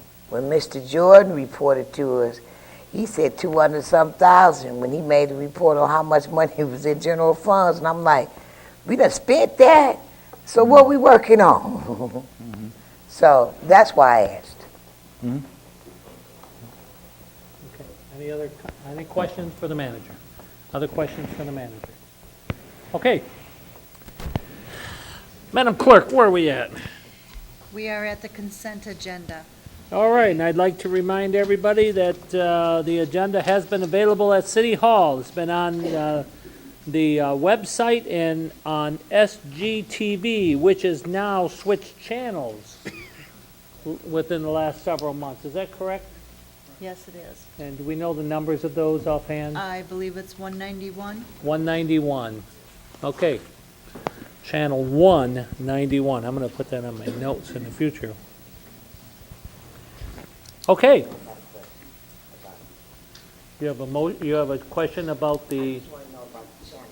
Are we ever going to get connected to AT&T? Because we got citizens who said they don't have charter. They've got other stuff like AT&T. I'm in the same boat.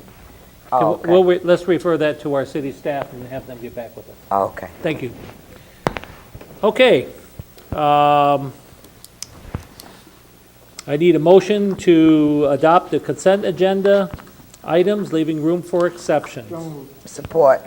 It's been moved and supported. Are there any exceptions? Councilman Cloris, number 11. Councilman Fitzpatrick. 4, 5, 9, and 11. We get that?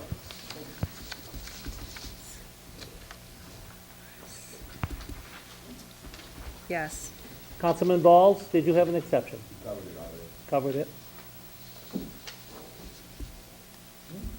Okay. Is there any left? There's a few. Okay.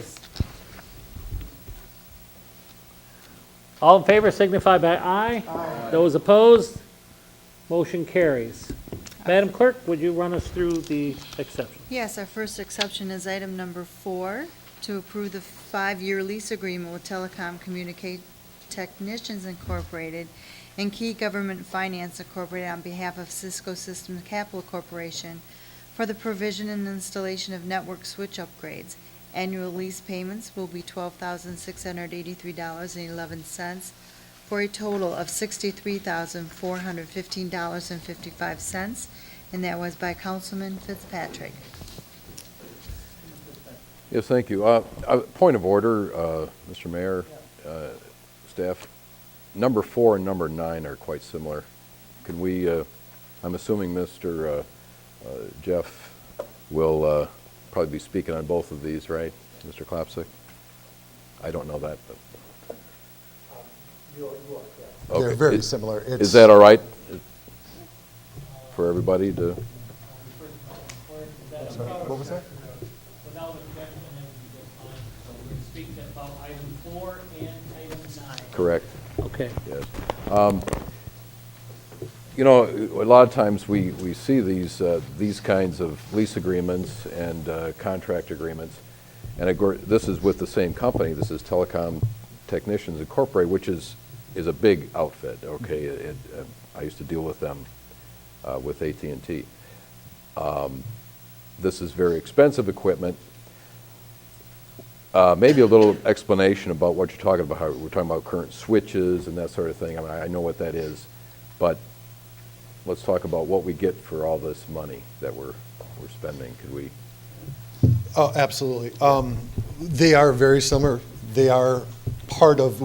We work together. I think it's number 11 was number 9 was from Kim's. The reason that we separated them is because Technical Services is doing a lease on it, so a lease to buy of 5 years, where process controls or instrument controls are actually purchasing them. So that's why we have it as 2 different items, but we work together through the Michigan My deal to get that pricing on it. Our switches in the city, we did a project 2 years ago to upgrade the core switches in the city, which had 3 in City Hall and then 2 in the police department. So this is kind of our phase 2 to get the rest of the buildings that are on the same capacity. Because as you know, the amount of data that we moved through 10 years ago when we bought the switches in 2004 compared to what we're moving through our systems now is greatly increased. So we were going through a 100 meg connection, that's moving 100 megabits per second through our fiber optics, which 10 years ago was fantastic. That's so much data moving through, but where we're at today, that we just can't handle that. I mean, that's such small amount of data. We have these giant fiber lines, if you can imagine, like a giant highway that comes into a building, but then there's this little tunnel, which is 2 lanes, so we stop all that data from moving through. So part of this project is to take those switches and upgrade them to where we need to be in 2014, you know, from where we were in 2004. Mm-hmm. So it's a major infrastructure improvement that we've been looking at. In Technical Services, we don't have the budget to go out and spend, you know, $50,000 in one shot. So what we do is we lease it over the 5 years. We do pay a small interest rate on it, but it's a smaller hit to our budget. And then at the end of that 5 years, we do own those switches. Well then, okay, then I guess a question then for you, Kim, is can you explain what this does for your department, for our infrastructure in a real practical way? Our supervisory control and data acquisition system, that's the system that we have at both water and wastewater, where we're allowed to, the operators are allowed to run the treatment plants, the systems, the pumping stations that are out remote in really remote locations. We can turn pumps on and off. We can open and close valves out in the system. So all of that information is going through a network similar to what Jeff described. And so with our improvements to our security system, we've added cameras and security improvements at all these locations. We need to upgrade these switches so that we can make sure that this system will be reliable. Mm-hmm. Is part of this considered the kind of things that we need from Homeland Security? You know, so that our water isn't tampered with, that sort of thing? You get cameras, et cetera, security? Yes, Okay. a lot of the security improvements did come about after we did vulnerability assessments of all of our locations. Okay, all right. Sure. Thank you very much, both of you. Do we have any, further discussion? Yes. You mentioned the Homeland Security raised the question, are there grants available to perhaps supplement this? That's one thought. The switches are for the entire system. The security improvement is just a part of the system. Recognizing that, though, that even though it can't even get a portion for it? Well, we've gotten some. We've got grants for the fencing portions of it. We actually got a grant to do the vulnerability assessment. So whenever we've had the opportunity to get grant funds to contribute to what we need to do to keep the system running, we have done that. And I understand you've done very well at seeking grants. I was just hoping that there might be something here. The other thing I have, simply it's more semantics, but it would have helped me knowing the difference, understand the difference between the two. The first CC4 talks about a lease agreement. CC9 talks about contract agreement, not specifying purchase. Seems to me if it had said purchase contract, we would have not had some of the questions necessary to understand the difference. Okay. Just a minor point, but it does make a difference in how we understand what's in front of us. Yeah, we kind of knew that this one would be confusing. We started out trying to put it together as one council communication, but that got really confusing, so we ended up separating them at the end. So. And that's I mean, it makes sense. I understand it now, but I wouldn't have, except for the fact, because of the contract agreement, well, a lease is a contract too, so. Right. Just having it as a purchase would have made the difference between a lease and a purchase. Okay. Thank you. Any other discussion? Yes, Councilman Flora. You mentioned upgrade, and you mentioned this equipment opens and closes valves and such. Are those valves being opened and closed now? Yes, they are. But the current switches that we have, that we no longer have any support for them, that should they fail, we would not be able to get replacement switches. So that's why we're going to a switch that, more modern switch, that we do have support for from the company, that we can get replacements as needed. And this isn't a built-in obsolescence, is it? No. I don't get your question. I mean, it's going to be like vacuum cleaners. You use it until it dies and forget about getting parts. Are we having the same problem with the equipment we're using now? More of which? System is becoming obsolete because of the amount of data that's flowing through it, rather than, not the building, but when, as Jeff mentioned, when these were set up, you might have had think of it as water, your tap was on a quarter of the way. Now with all the data that they're sending out, your tap's on full blast, and we still have enough capacity for that quarter turn. More likely that there were valves that were shut off in the past by hand rather than this system. Is that accurate, Kim? It's just that now that we've added the security improvements, and we are doing more functions. We've added more functions that we are handling remotely versus what we were doing physically by hand. So we've increased our ability to not have to have personnel go and do things, where we can do things with fewer personnel by having it operated simply at the water treatment plant versus having to send people out to do functions. And I missed one other point. Is this the lease to own? Number 4 is lease to own, because number 4 is the lease to own. Those are more than likely covering the general fund departments, so we don't have $60,000 to buy. Number 11 or number 9 is complete purchase. The water fund and does have the capacity to purchase, so you save a little bit of money if you have the ability to pay it all at once. And after we own it, what's its life expectancy before it has to be upgraded again?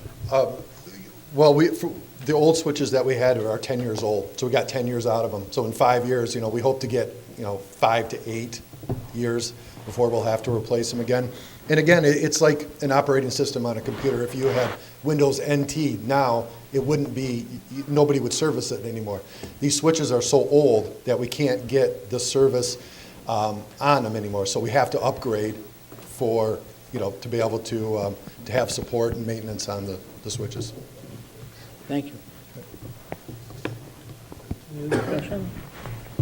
I would recommend that we pass the manager's recommendations on number 4 and number 9. So motion to approve number 4 and number 9. Is there a second? There is support. Any other further discussion? Being none, all in favor signify by aye. Aye. Opposed? Motion carries. Madam Clerk? Thank you. Item number 5 is to approve the contract agreement and issue a purchase order to Arby's Stakowiak City Sewer Cleaners Incorporated for $7,650 for cleaning of concrete debris from the Salt Street Sewer for the Maintenance and Service Division. That was Councilman Fitzpatrick. Yes. Thank you. Yes, we have, I'm taking advantage of this particular communication to get into the wider scope of cleaning our sewers. Last Wednesday, there was a lot of rain in a short period of time. The streets that I was on, including Bay Road, Bay Street, Court, were almost impassable water-wise. And I'm assuming it's because the sewers were overwhelmed and, of course, all the leaves that have been falling. Are we just simply, I mean, what do we do in that situation? What do we have to do to make it so that, the next time that happens, we're not faced with the same thing? Yeah, the situation you're seeing with the sewers overflowing and any substantial volume amount of rain are that, I think it was 15 years ago, the city of Saginaw had a very large, anytime we'd get a rain event, because 99% of our system's a combined system, where both the storm water and the sanitary flows all travel down the same pipe. If you're just getting your sanitary flows in an average rain event, the system for the most part can handle it. But if you look at all the impervious surface with the mile of roads we have, every rain event we were getting a substantial amount of basement flooding. So what happened about 15 years ago is we hired a local firm to do a study that, hey, how can we reduce some of this basement flooding? So they did an analysis of the entire city, based on certain rain events. And what they came up with in the way to prevent your basements from flooding was, let's use our streets to retain this water in the roadway system so that the time of concentration, or the amount of time it takes from by the time a raindrop hits the pavement and can make it into your sewer system, if you can decrease that time, you take away the burden on that sewer so you don't have the basement flooding. So fortunately, we don't have the basement flooding anymore. Unfortunately, the roads do. So what they designed was, every one of our catch basins, if you lift that grate off, there's a steel plate that's designed with only, even though your catch basin opening is about a 2 foot by 2 foot opening, there's a steel plate in there that only has a 2 inch by 2 inch square opening, or 4 square inches, and that reduces how long it takes that rain to get into the sewer.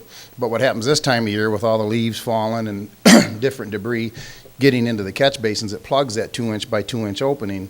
And some of the areas you're probably seeing that don't drain, it takes a long time even after the rain event, are probably, clogged with some of that, yard waste or debris. So our maintenance and service division will go out, especially for complaints, but even after rain events, we'll go out. I mean, we don't have a large amount of staff to cover 300 miles of road right away, but, through a call, or, I know that there's been times, sometimes even this time of year, we'll ask residents if they can to go out. Be careful, don't get in the street, but from the curbside, if you can get a stick or something, punch a hole down in there, let that debris down through, it'll allow that roadway surface to drain. And, then over time, we have to come out, take the catch basins off, and then every structure you see has a 2 foot sump under it before the pipe goes out, and we got to keep the sumps cleaned, otherwise all that debris will get into our sewer system as well. So a private citizen could go up with a pole, for instance, search and find that.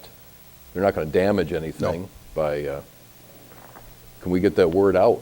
Yeah, and normally about this time of year, we'll work with the manager's office. I got to get with Ms. Buck, and we'll get a press release out. Along with, it's that time of year for leaves, so we'll get one out for the restrictor, keeping them clean if you can assist. And the other one will be, please don't rake your leaves into the curb, because we no longer provide that service as well. Yeah, so for sure. You'll be seeing both of them coming out here pretty soon. Okay, good. All right. Thank you very much. And with that, I move that we pass manager's recommendation number 5. Has been moved and supported for number 5. Is there any other discussion? Being none, all in favor signify by aye. Opposed, motion carries. The Madam last Clerk? exception was item number 11. Approve purchase orders to 3 financial advisory firms in amounts not to exceed the annual amount of $150,000 to provide financial advisory and bond counsel services for the water and wastewater treatment and public services departments. That was Councilman Fitzpatrick and Coloris. I know what my questions are, but I've been occupying a lot of this, so okay, all right. The fact that we have to have 3 firms at $150,000 for this. I mean, explain what we get from having 3 different firms involved in this one process. Okay. I'll explain why we wanted to do it in this way, different from the way that we've done it in the past. Just recently, we got notification that we received a sewer assessment water grant, which is a SAW grant that municipalities are getting from the DEQ. And it puts us under some pressure to get a sewer asset management plan in place within a certain time period. And a component of that plan means that once we finish our assessment of the sewer system and we come up with the list of capital projects that we need to address, that plan also needs to include the financing package or the plan, a financing plan that you are going to have in place to address those needs. And with the timeline being so short to get all of that completed, we're going to have both of these avenues going at the same time, the assessment and at the same time trying to make sure that we're working on that financial plan along with it. We decided that we needed to have the ability to issue purchase orders as needed for the next few years. That's on the sewer side. On the water side, as a part of our sanitary survey process, which is every 5 years the DEQ comes in and they assess your system and they ask you about your capital plan. We've been giving them our plan, projects that we know we need to look at addressing. Now they're also requiring that you have this financial plan in place. That's a new requirement. So we need to be able to react on that as well on the water side. And we're not saying that we're going to issue these purchase orders to them.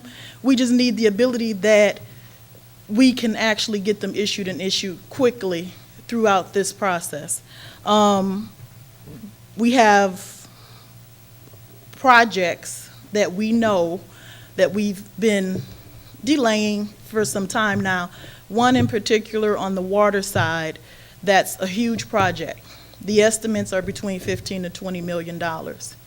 And we've been working with the road commission. They've delayed actually replacing this road for several years now, but now they've told us we're going to move forward with that project.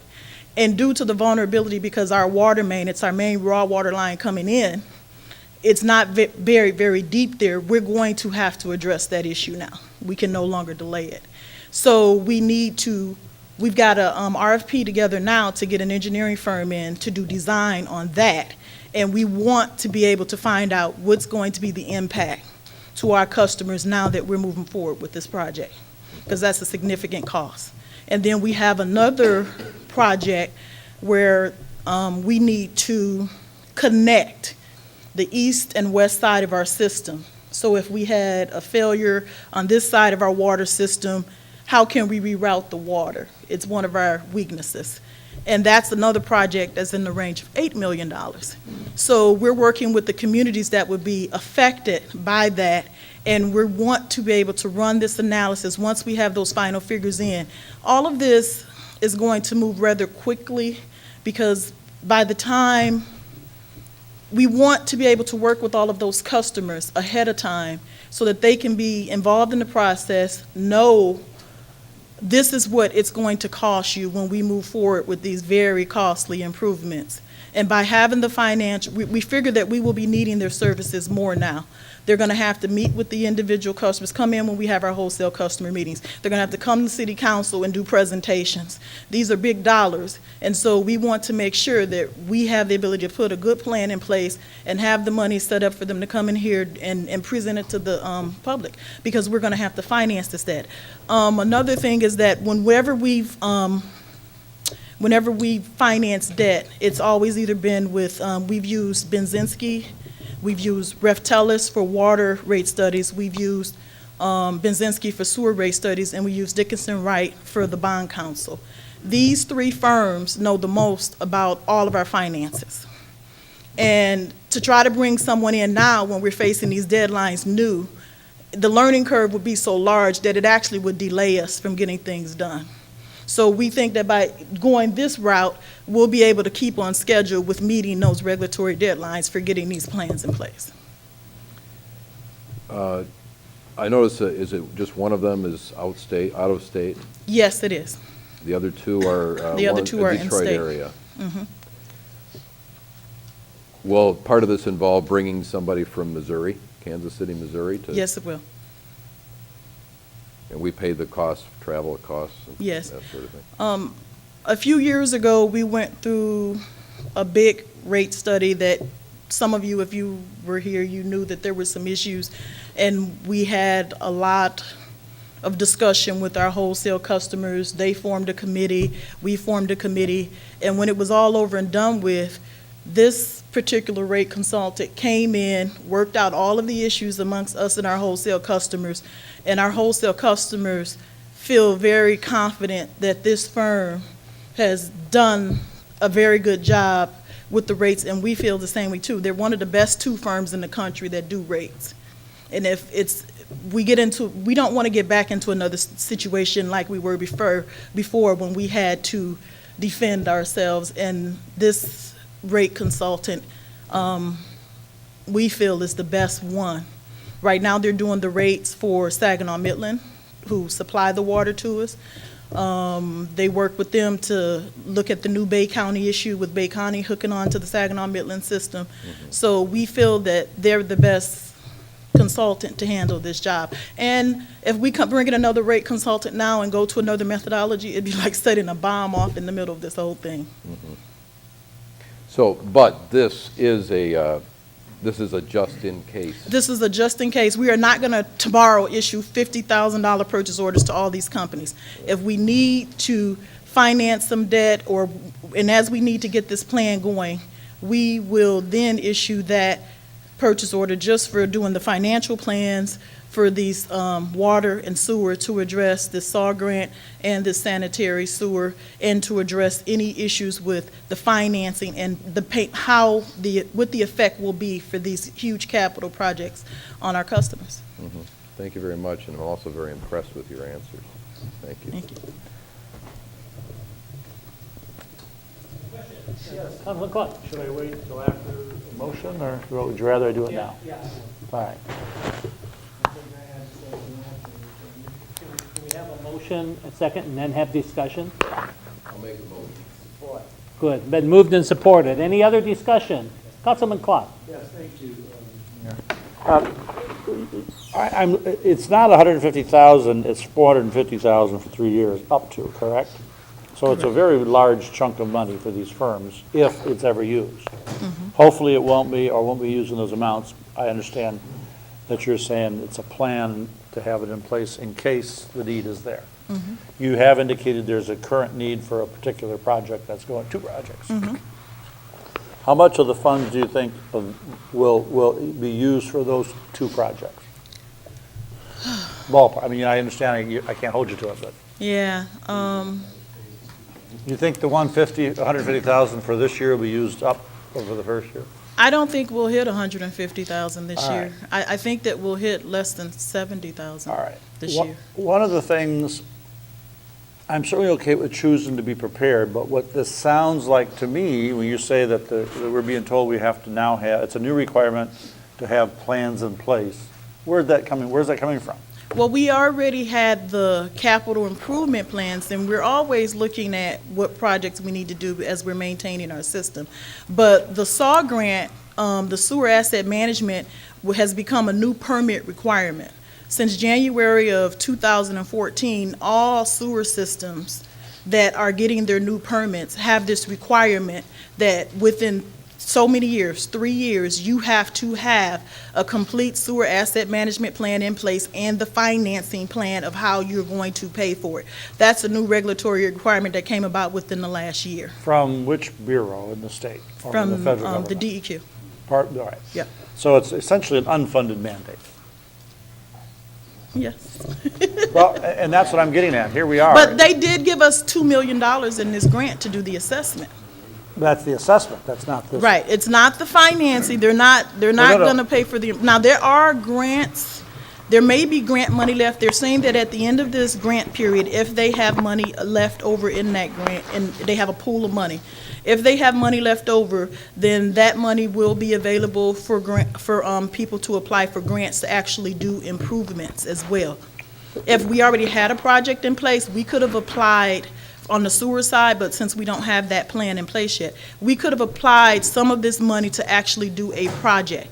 We also applied for disadvantaged status as a community, saying, you know, this is a huge amount of money, you know, we don't feel like we should have to even meet the match requirements for the grant, which were 20%. And we did get approved as disadvantaged community, so we have no match for this. It's just under $2 million, $1,997,000. That amount, you said was for the assessment. Correct. But you, as I understand this, correct me if I'm wrong, there's a process, we have to prepare a plan as well. Right. Beyond the assessment. Right, the financial plan. All right, and that's what this funding is for, Yes. but there's no funding from the grant, or from this. We can reimburse through the grant for that part of it. All right, so you're saying these $450,000 could come from that grant? On the sewer side. On the sewer side, why Right, not the the water portion that's side? sewer. No, water, there is no grant money set aside on the water side. It's only on the sewer side. So essentially, again, it's an unfunded mandate.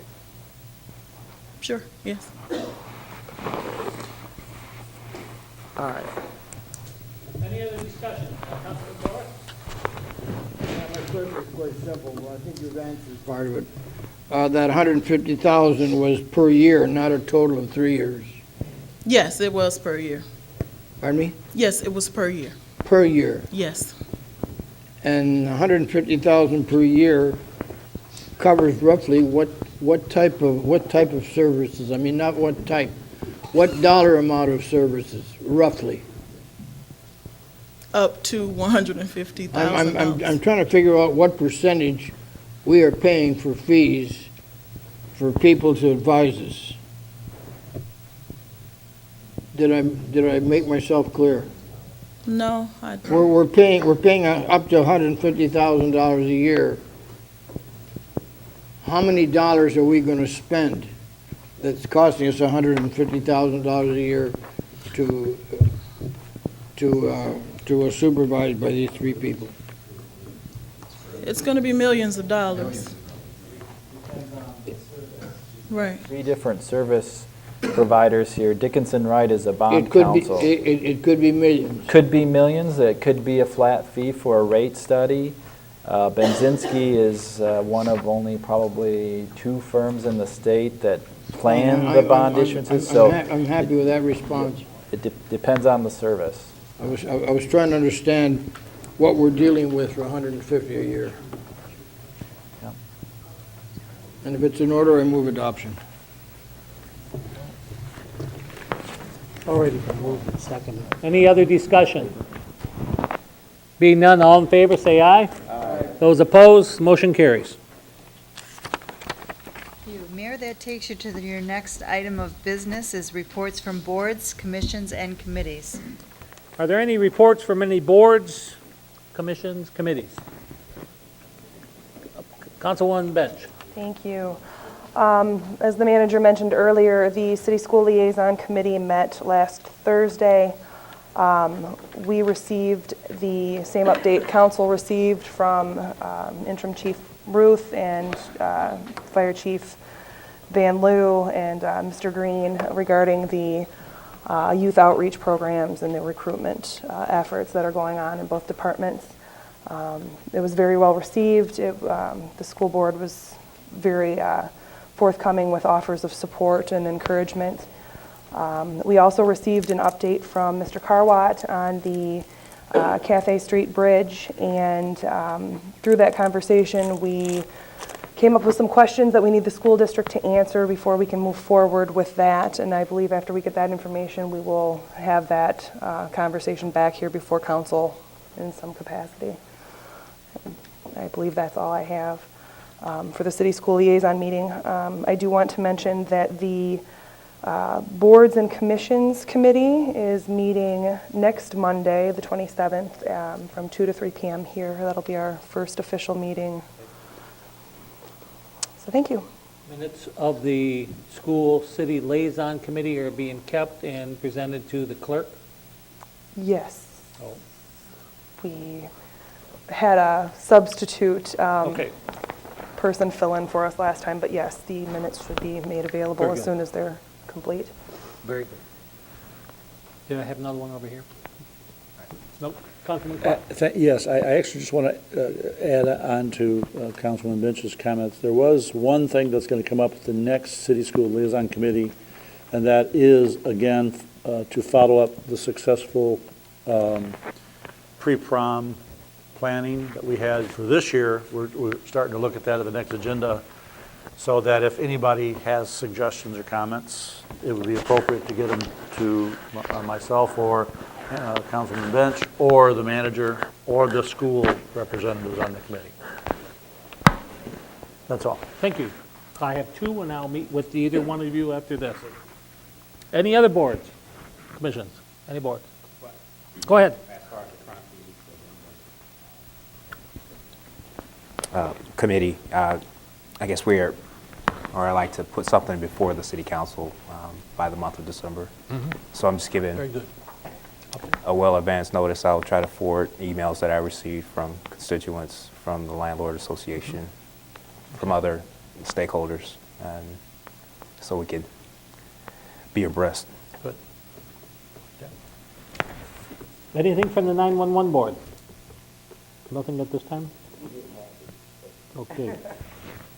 Okay, good. Saginaw Housing Commission. Council members, Odie Pruitt, did I say that right, Odie Pruitt?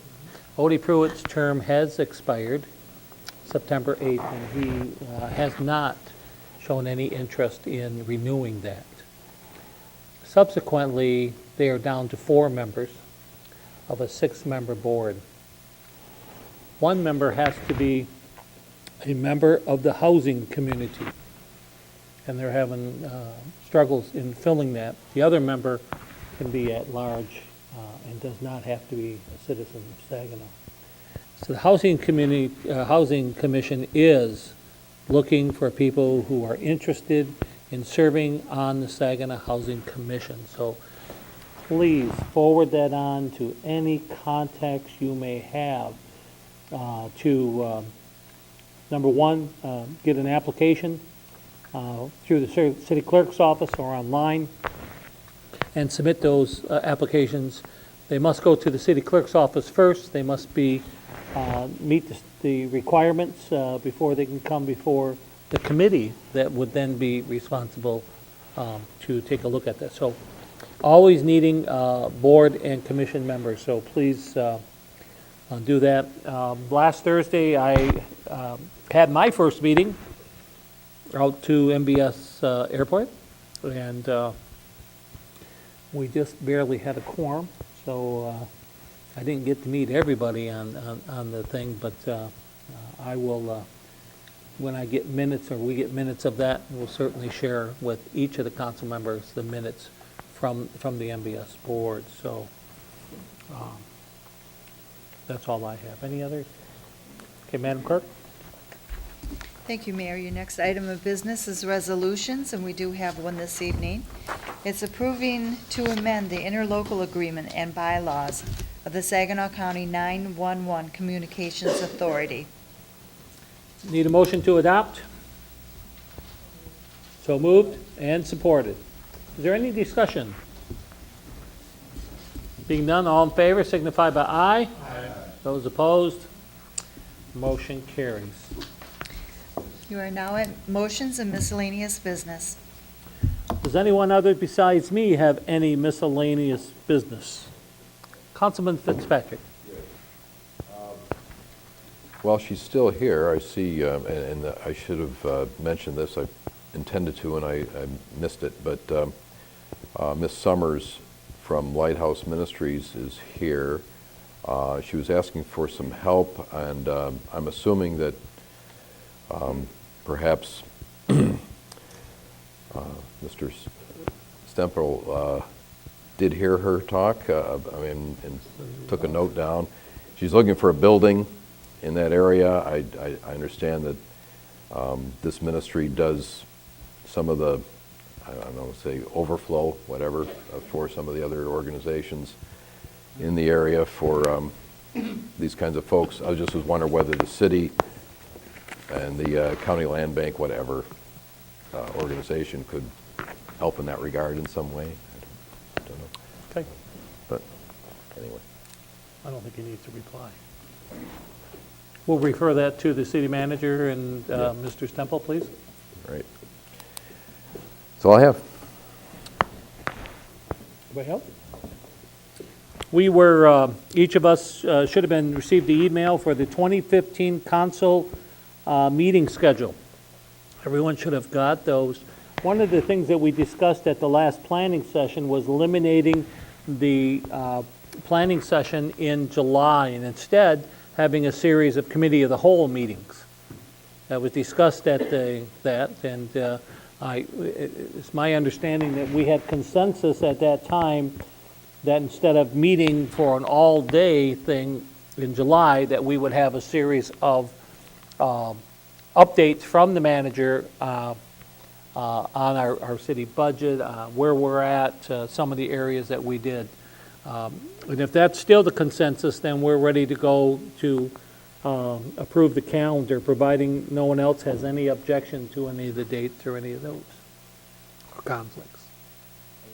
Mr. Manager? The No, calendar? we're not going to remove it until November. Right. Our November meeting. Okay. Is when we ought to put. But if you have any questions or concerns, please let our manager know and staff so that we can work with those. So, okay, that's all I have. I need a motion to adjourn. Been moved and supported. Oh, hold on, last a minute, before we adjourn, I haven't adjourned yet. Discussion on the motion, and I'm not sure if it's appropriate this time. Councilman Cloris, you had something under miscellaneous business. Okay. No, I'm not. So, I'll tell you. I'll tell you why. You're not. No, I am not. You want to bring it up? You can. But I'm sorry to hear that. I believe it's the mayor's position to do it. I cannot do something that we legally cannot do. We did it 10 years ago. Well, all in favor, say aye. Aye. Those opposed, motion carries.